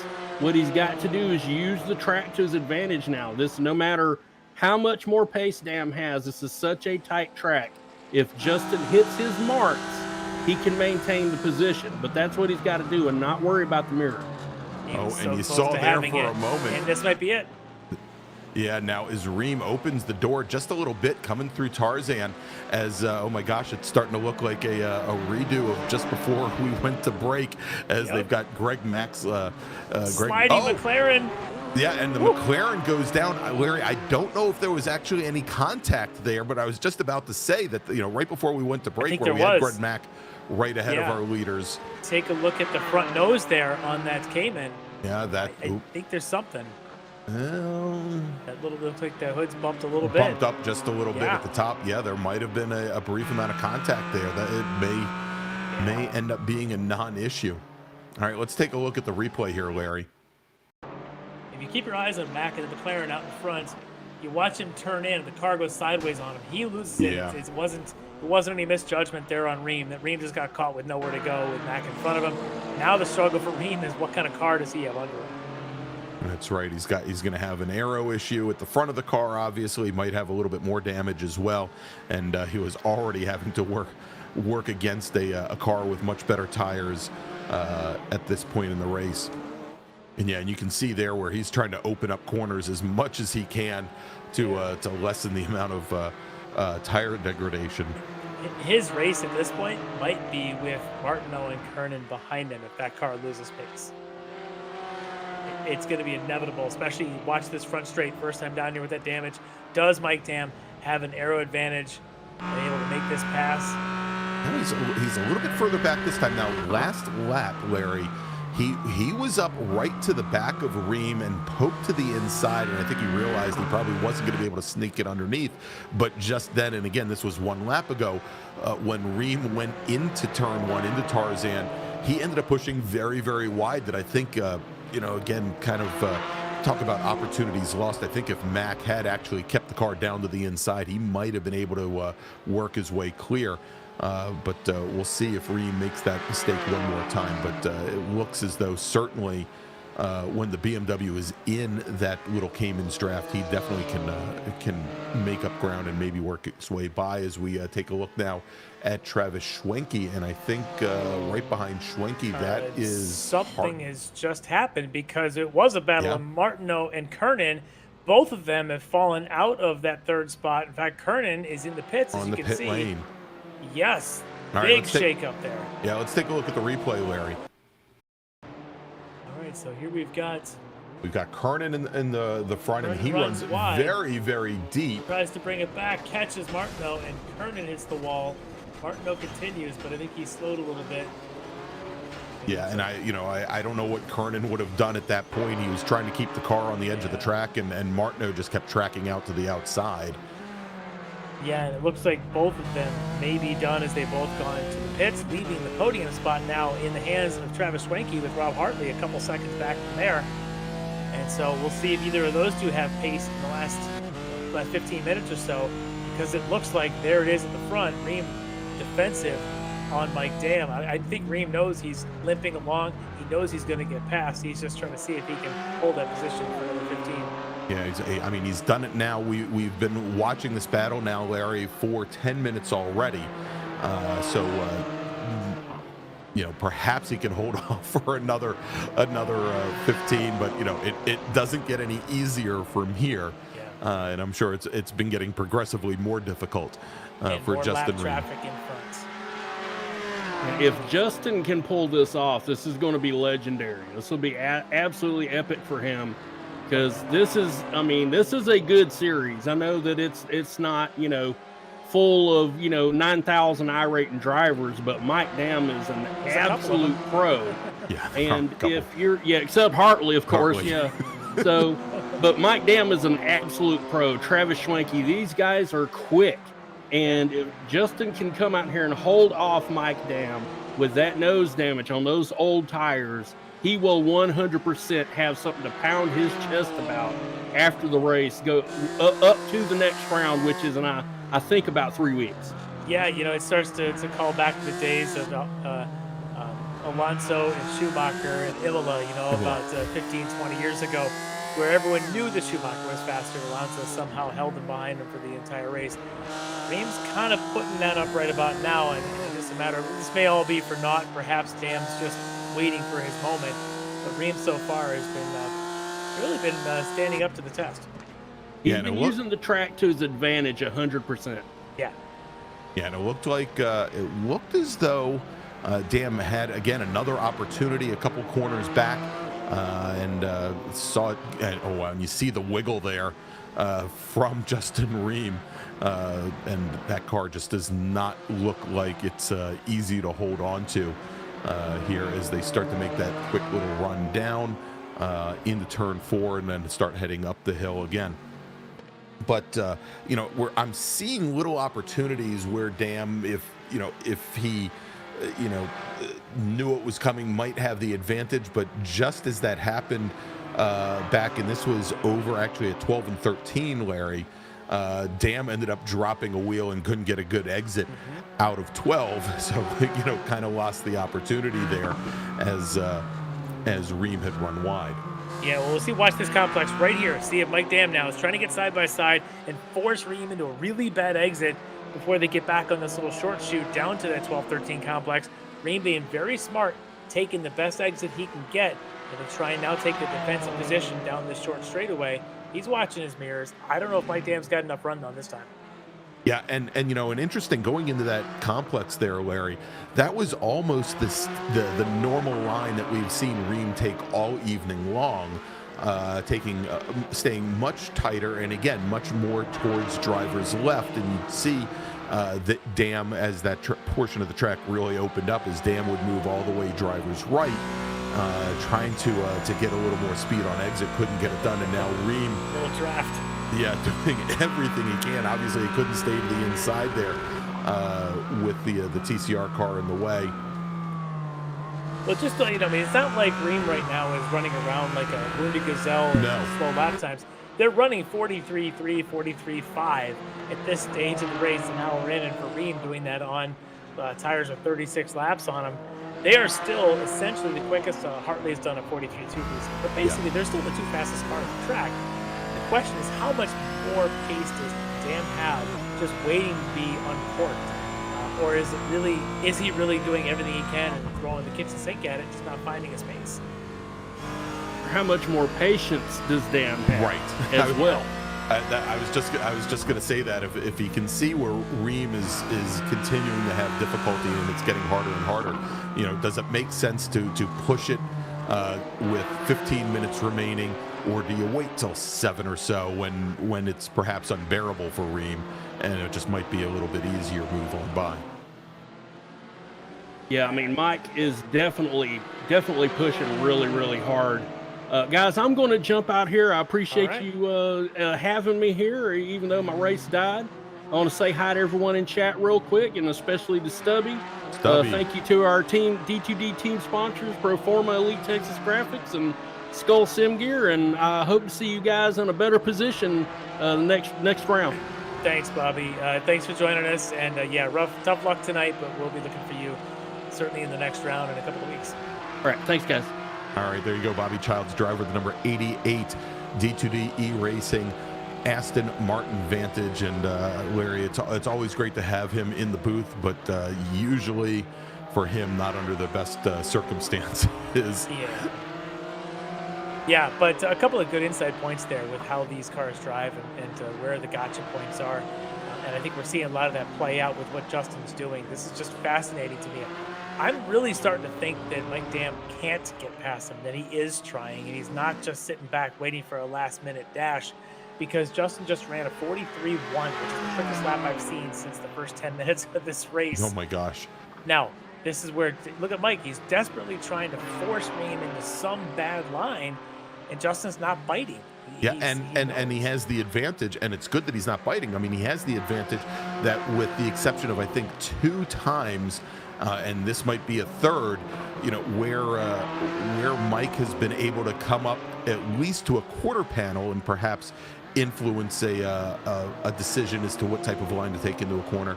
Reem has to this point, really been in control and has not been really forced offline by the BMW. Yeah, and I think he's realized maybe where the fast spots are. He doesn't have to take a defensive line everywhere. A couple spots where he's critical too. Maybe at the end of that front straight. Maybe going into the turn 4, just try to position a little bit into 10 and 11. But other than that, he seems to be taking some pretty natural lines everywhere else, knowing that he needs to get maximum speed off the corners. And it may come down to, for Mike Dam, as he puts a tire in to the grass here, entering the front straight, that's not helping him much. But this might be his best location to me, would be if he can stay underneath the back of that Cayman through 14 and into 15. Power of the BMW would give him a chance at least to make a pass inside or outside of 1. And you'll see here now that our leaders, they are starting to come up on a little bit more traffic, Larry, that this might affect things as well. And before we get too much to the end of this race, I want to just take a quick flash over to TCR if we could. If you take a look, Austin Knight has taken about a second out of Eric Violette's lead. Austin, you remember, had been dropped back down after the pit stops, down to third. Whitworth had that one incident coming together with a couple of the Orion drivers there. And now Austin has put himself 2.5 seconds back, where he can almost smell the back of that of Eric Violette out in front of him. So Austin pushing hard, and maybe with 10 minutes to go, he can make something out of this. But at least he's given himself a chance. Yeah, and you can see there for the last 5 laps or so, he has been making up time on that Civic Type R. And as Violet perhaps has to work through and deal with some of the GT4 traffic coming through. These are the cars, if you look right now, where Austin is sitting right behind the number 38 machine, that very wide, and now we can say it's almost as wide as a Mercedes GT3 machine, Larry, as he's right back behind Jeff Jacobs, who's running 8th in Pro right now. Pull the Hyundai along, and perhaps Jacobs gets in, causes a little bit of confusion for our PCR leader. That's what Austin would love to do right now, is just sort of hitch his wagon to the back of that Aston and try and tow in Eric Violette, who's just up there. He can just smell him, and maybe he's hoping that when Jeff gets up there, he can disrupt Eric just a little bit, and he can get down to within draft zone and make a race out of this at the end. So just keeping an eye on that as that battle wages on. GT4 AM real quick. Still the Steve Daniels show. Russ Ruddock second, and with Greg Mack, as we've seen, had that bit of a spin out, has elevated Robert Brist back up into the 3rd spot. We know Robert early on had a couple of offs there, but has got himself right now in position for a podium in GT4 AM. So good steady race once he kind of cleared things up earlier on. Yeah, and there's Brist right ahead of our TCR leader, as well as Bobby Childs. Jeff Jacobs, sorry.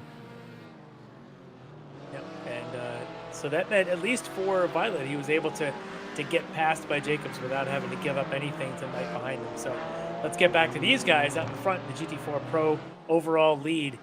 Dam had dropped back to about 6/10 for a moment there while we had flashed away. He's got it back under a 10th, which means he's pretty much under Justin Ream's rear wing right again. Means we are 7 minutes, we'll call it, 4 or 5 laps away. Yeah, but I was going to say just about 5 laps likely now. You can see also that driver that they had been coming up on was the 45 of Brennan Horn. They've both successfully gotten by him, and they've got quite a bit of open track ahead. Looks like it would probably be, if we take a look down the front straight here, I think that is that Peyton up ahead of him, I believe. I'm not sure anybody is at the moment. Is there? Well, there's one car that we saw at the very end of the front straight there that I think that may have been David Payton, but right now for Ream, he's just, you saw him there trying to break draft on the front straightaway this time. This corner seems to be pretty critical to get that run, and then the track position through these little kinks and ups and yumps and everything here between turns 5, 6, and 7, they call it, but essentially it's a wiggling back straight. And Mike Dam just staying close enough. I just wonder, is there anything he can do in the turn 10, 11 complex to actually make a pass stick? Because you can see how close he is coming into here as they round into turn 9. But the great line that Ream's been taking has kind of left Mike Dam without anything as they make contact.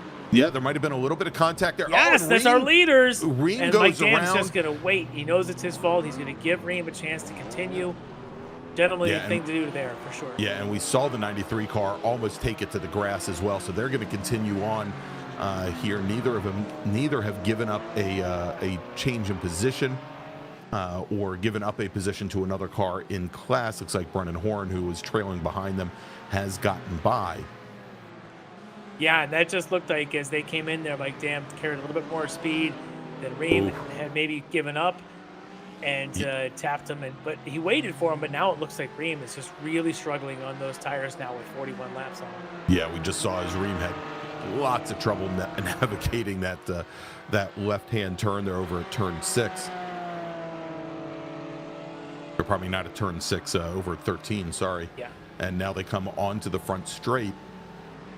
And they're again, this is where Mike Dam's been strong. Yeah, the stewards now flashing up. They're going to take a look at this, you know, from a replay standpoint, see if there's anything deliberate or any penalties to give between Mike Dam and Justin Ream. I think what Mike Dam did in holding and waiting for Ream to resume is probably going to mean that this could be a no further action necessary, but we'll let the stewards make that call. Obviously, Dam didn't do anything intentional and did the right thing to give the spot back up for sure. Yeah, it'd be very unfortunate if it ends due to a penalty. You know, certainly, you know, although, you know, again, sitting there and waiting for Ream to get back underway doesn't necessarily absolve you of anything. But we'll see how the stewards decide to handle this.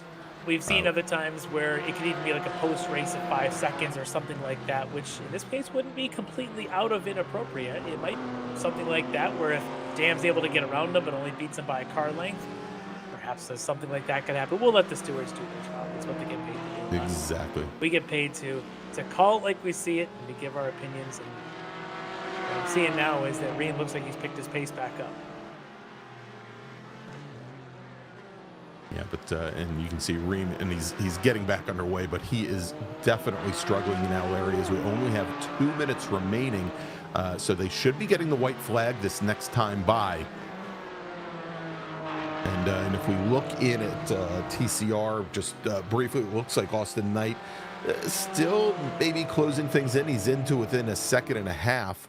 And now you can see Brennan Horn. He's moving all the way to the inside. He's going to the pits, actually. Was he? Yes. Yep, indeed. Yeah, so for a moment there, I thought that perhaps Ream was going to be able to get drafted. Indeed, the white flag is in the air. We are on the last lap here from Zandvoort.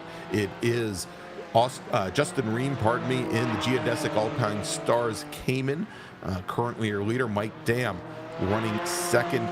Travis Schwenke third. Schwenke now sitting almost 5 seconds off our leaders, and he is still having to work with his, in very close proximity to his teammate, Robert Hartley, currently running in fourth, just off the podium.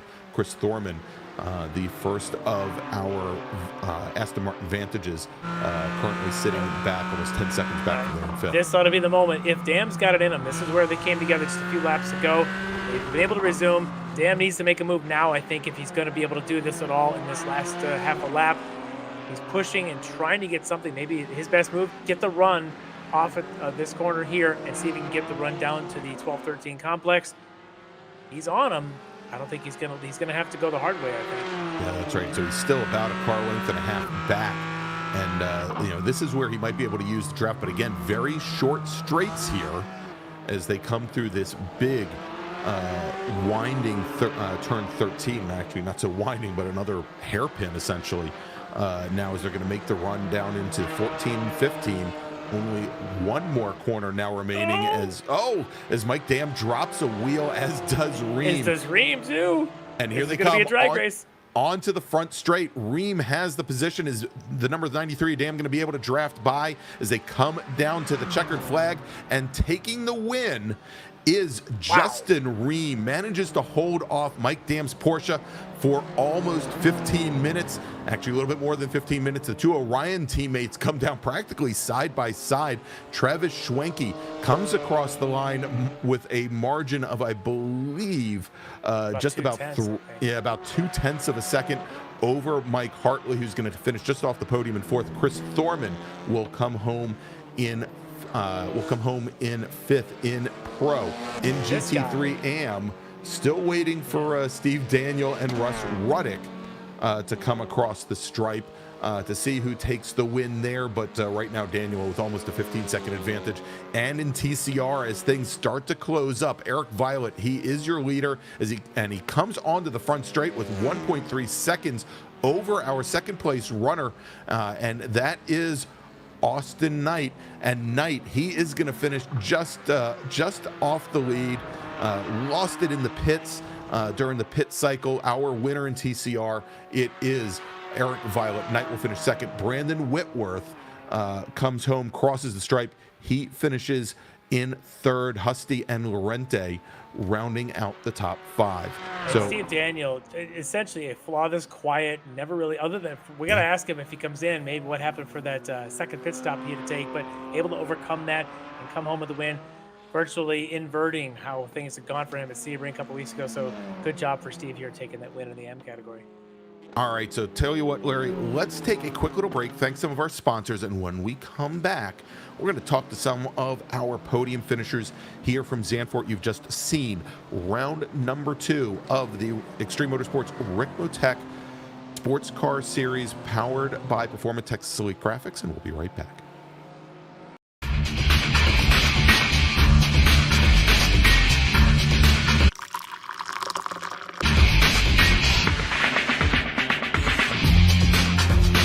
Allow Extreme Scoring to do the work for you. Ricmotech high-performance sim racing equipment.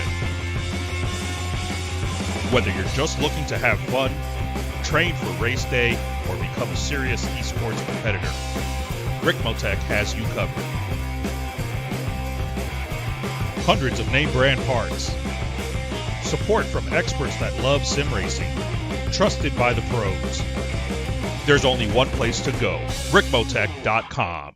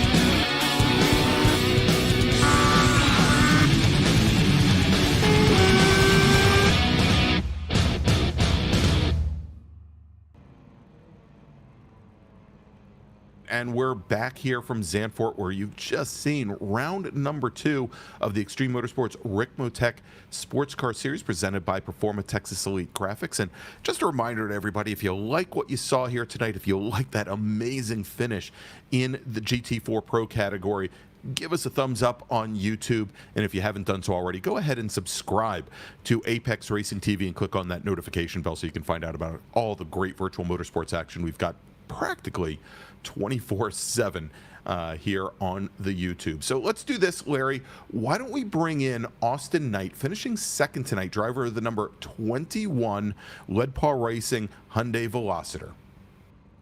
Austin Knight, boy, here's a voice I haven't heard in a little bit. For fans of the series may be familiar. Austin was one of our commentators for a while. Austin, tonight it's all about the driving and a second place finish. Tell me about it. Oh, don't disappoint Well, me, Austin. howdy. How are y'all There he doing is. in here?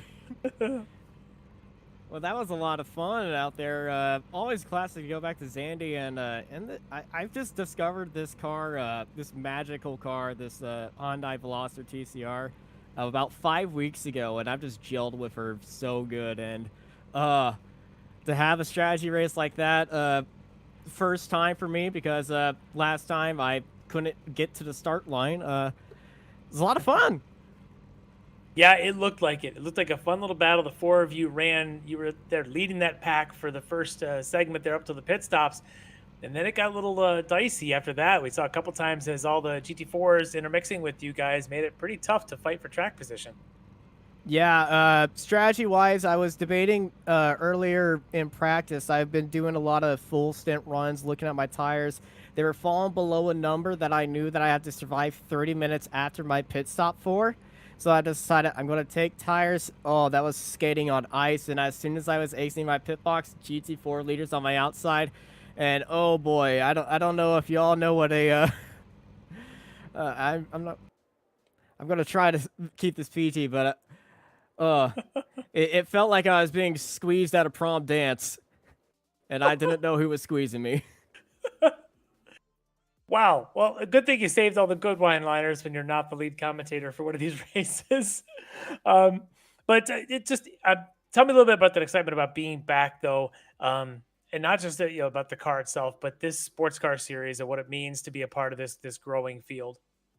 Oh my gosh, this car, this field and everything is so much fun. They're not crazy overpowered GT3 LMP2 stuff like is very popular with the IMSA series. They're very closely matched, so it makes multi-class racing very intriguing. And also the TCR, I'm gonna just rant on. I'm just gonna love on the TCR as much as I can because this car, it's front wheel drive. It's so controllable. It does what you want it to do, and anybody can hop in and be fast in it and just really maximize this car to its fullest potential. And the racing gets so freaking fun. We were a little bit cautious with it today. There are some points I got a bumper in my butt at coming out of one of the hairpins, but that's just TCR racing. It's okay for getting the elbows out, but oh my gosh, so much fun in this car. And this league's so much fun. I'm so happy this league is back, and I hopefully more people sign up for the TCR class because it's the best class out there. Don't do the GT4s. This is the best class. Well, Austin, you're absolutely right. This looks like a lot of fun, and the cars can't be too hard. Even a commentator can do it. I had to throw that one in. I feel offended. Yeah, well, but I'm you're sure not you'll wrong. get me back. Well, Austin, though, great finish tonight, finishing up there in second spot in the field. We're gonna talk to your counterpart there who took that win, Eric, here in a second. But for Austin, great job, and I hope to see more finishes like this for you in the rest of the season. Yeah, thank you. Very glad to be back on track, and just want to say thank you to everybody at Lead Paw Racing and all of our partners, Fanatec, Racing Pride, Aporia Customs, Flash Gaming as well, and also shout out to Max and Vera for putting up with my crazy nonsense, as well as my parents. All right, Austin, thanks a lot, and congrats, and we'll see you in a couple weeks. All right. All right, there you go. Austin Knight, driver of the number 21 Lead Paw Racing Hyundai Veloster. And Larry, I'm sure when he was talking about prom, he was really thinking about the song "Cruel to Be Kind" by Letters to Cleo. Not, if that was probably the dance. I'm totally sure. Yeah, exactly. All right, so let's bring in Eric Violet, driver of the number 89 D2D E-Racing Honda Civic Type R. He was your winner tonight in TCR. Eric Violet, awesome job tonight, Eric. A well-calculated and then executed race. Walk me through some of that first stint leading the pit stops where you and teammate were just sort of hanging back. And how much car were you trying to save there? Well, a lot better on the fuel calcs this week than last week, huh? A little bit. Yeah, Andre got a rough start, so I actually slammed into the back of him on the start. I was really trying to get him in front of Austin. I knew the two of those guys were going to be super quick. The Hyundais just had the pace. They were beating us by a half second in practice. So I knew I wasn't going to win on pace, and I was sitting behind Brandon, and I had enough of a gap behind me, and I had practiced doing a no tire stint or a full run, and the tires just were so horrible. I was losing like a second to 2 seconds a lap, and I'm like, there's nothing to lose. I might be able to pick up one position, and I was just lucky to come out in front of Andre as well. I don't know if I saw him coming out of the pits and I thought it was a GT4. And then I realized it was him, and I'm like, holy crap, I got to fight for this turn 1 here. Yeah, that, and then we're not even quite sure what happened to Andre after that, leaving him sort of out of it.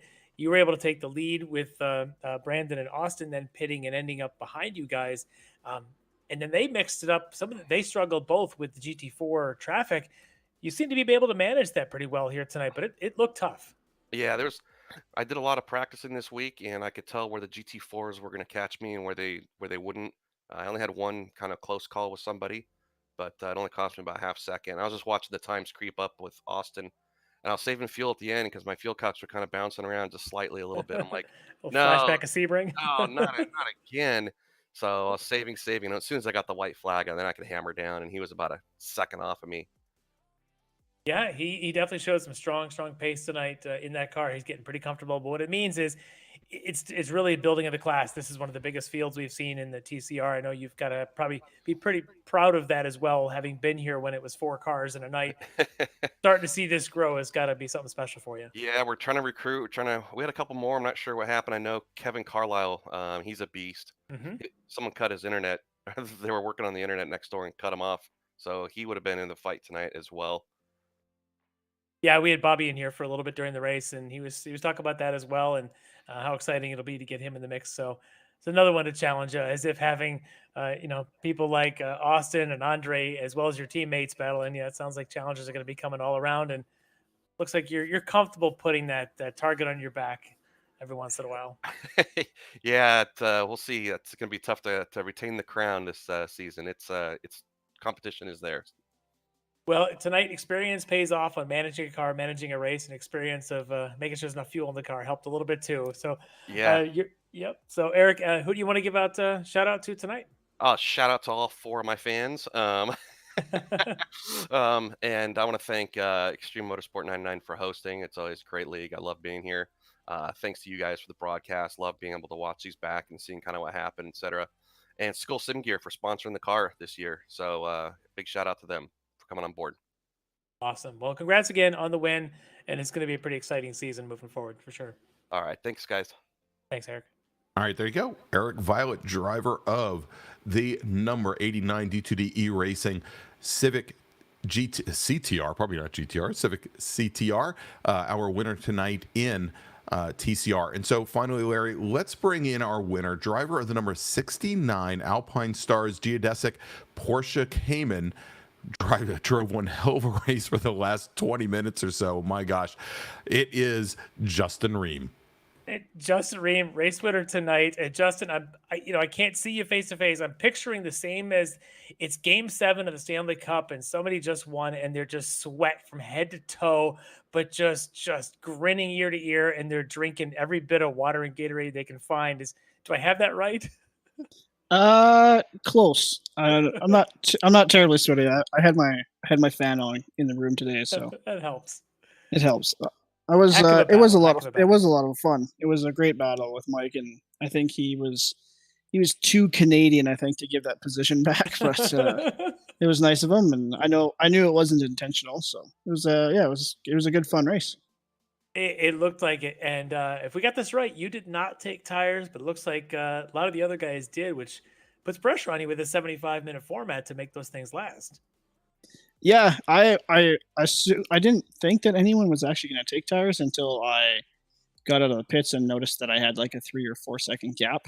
So I kind of assumed they did, and then I noticed Mike was gaining a lot of speed or gaining a lot of pace in near the last bit of the race there too. So yeah, it looked like it, but we were, as we're watching, speculating on at what point when Mike was going to make a move and not if. And then we started realizing you guys were still running low 43s, with your worn tires and him pressuring you and you having to watch your mirrors going through like corners 10 and 11. How much can you focus on getting a good exit when you've got this big BMW kind of creeping over your shoulders? I knew that most of I just had to make sure I had a gap or I was okay into turn 1. And then the rest of the courses or the rest of the corners up until turn 10 and 11. I knew it was pretty difficult to overtake, and he probably wouldn't risk it. And then 10 and 11, my plan was to just kind of slow him up into the corners because I knew he couldn't accelerate until I did, and I knew that the BMW doesn't have the best acceleration compared to the rest of the cars. So that was just kind of my plan the whole time, was just to try to slow him up through the 10 and 11, and then just keep trying to do it lap after lap and hope for the best. Yeah, I tell you, it was amazing to watch. At one point, we talked about the old days of Alonso Schumacher and how that battle went. Just that mid corner slowing down to prevent the other guy to get that run was key to that. For you tonight, the same thing. Amazing race, great passing early for you to get back up to the lead, and then to hold on at the end was just a thing of beauty with a big old dent in the front of the car to boot. So amazing race to watch. I'm sure though you got some folks you want to thank for pulling this win out tonight. Yeah, I'd like to thank you guys and the broadcast and the Extreme Motorsports for setting this up. It was actually a lot of fun. I think it's my first time running with this league, so it seems really well organized, and everyone is friendly and it's fair racing. And then also my team, Alpine Stars Geodesic.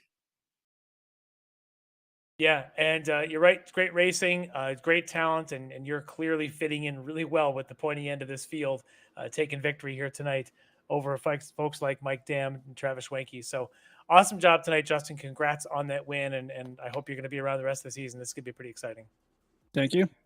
Thanks, Justin. All right, there you go. Justin Ream, our winner tonight in the Alpine Stars Geodesic Porsche Cayman. And interesting, Larry, that he said that he thought Mike Dam. We'll have to check with Mike. As Justin thought the two Canadians thought that Mike was too Canadian to pass him up. So let's do this. Let's bring in Mike Dam from Orion Racing, driver of the number 93 BMW M4 GT4, finishing second tonight here at Zandvoort. Mike, we just talked to Justin, and he's pretty exhausted, but pretty happy how that race went. But he mentioned when you guys came together there that you might have actually been too Canadian in being so considerate and letting it by. Walk me through that incident and kind of how fast you guys were flowing, and if there really was any opportunity to get by him. Yeah, it was sort of a heat of the moment thing. Yeah.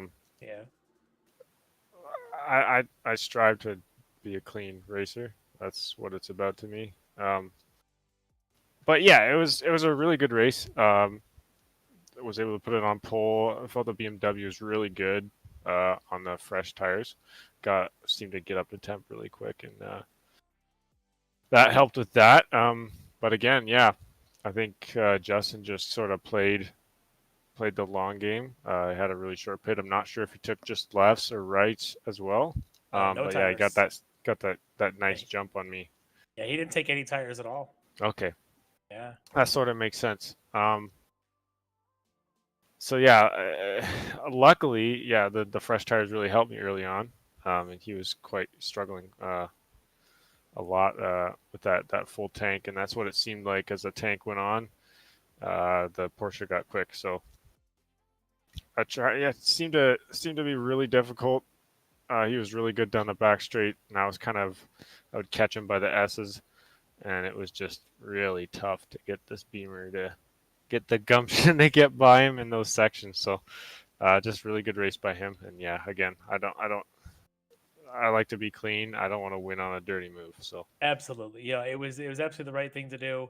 And it still made for a great finish to that race, but it looked like tonight was Justin's night, and he was able to pull that victory. But for you, another strong finish. A couple of seconds here to start the season is going to have you pretty strong on points as we move ahead. So could be pretty exciting in this season 3. So Mike, anybody want to give a quick thanks to? Yeah, just my teammates, Rob and Travis, put a solid effort in tonight. All the guys who put this thing together, the drivers. We got a good field here. It's going to be a really nice season. Looking forward to it. Definitely. I think I can't wait as we continue. We add drivers like Justin, and it just gets better. So thanks, Mike. Congrats on that podium finish tonight. We'll see you again next time out. Thank you very much. All right, there you go. Mike Dam finishing second tonight. Driver the number 93, Orion Racing, BMW M4. And so, Larry, why don't we wrap things up here tonight from Zandvoort, and we'll take a look at what we've got coming up in the next couple of weeks across the Extreme Motorsports 99 Ricmotech series.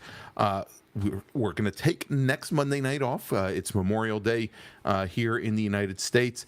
So in 2 weeks, we're going to return. That is Monday night, June 6th. And we're going to have the Classic Sprint Series. Those are our Mazda MX-5s. It's going to be round number 3 of season number 21. Going to be from Watkins Glen International, and it's actually rounds 3 and rounds 4. We're going to have the 2 30-minute races with an inverted field for the second race.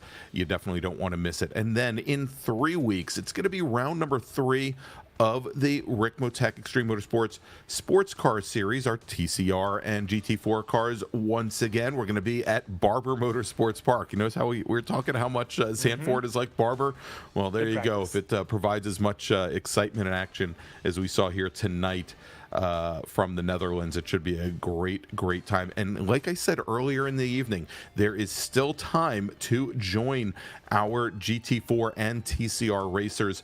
If you go to extrememotorsports99.com, that's extreme starting with an X, XTREME motorsports99.com /road-series. You can sign up. We're taking entries up until just before that third round starts, and of course you have a chance to win that great prize to drive a supercar in Las Vegas. And then in August, we are going to have the return of the Ricmotech World Challenge. Still haven't decided where we're going to start yet, but that is going to be our LMP2 and GT3 cars. And again, join us August 22nd for the start. So for Larry McLeod, for Dennis Branch, and Jonathan Grabowski, I'm Greg Ginsburg, and we'll see you in 2 weeks from Watkins Glen for the Extreme Motorsports Ricmotech Classic Sprint Series. Have a great holiday weekend, everybody. Ricmotech, high-performance sim racing equipment. There's only one place to go, ricmotech.com.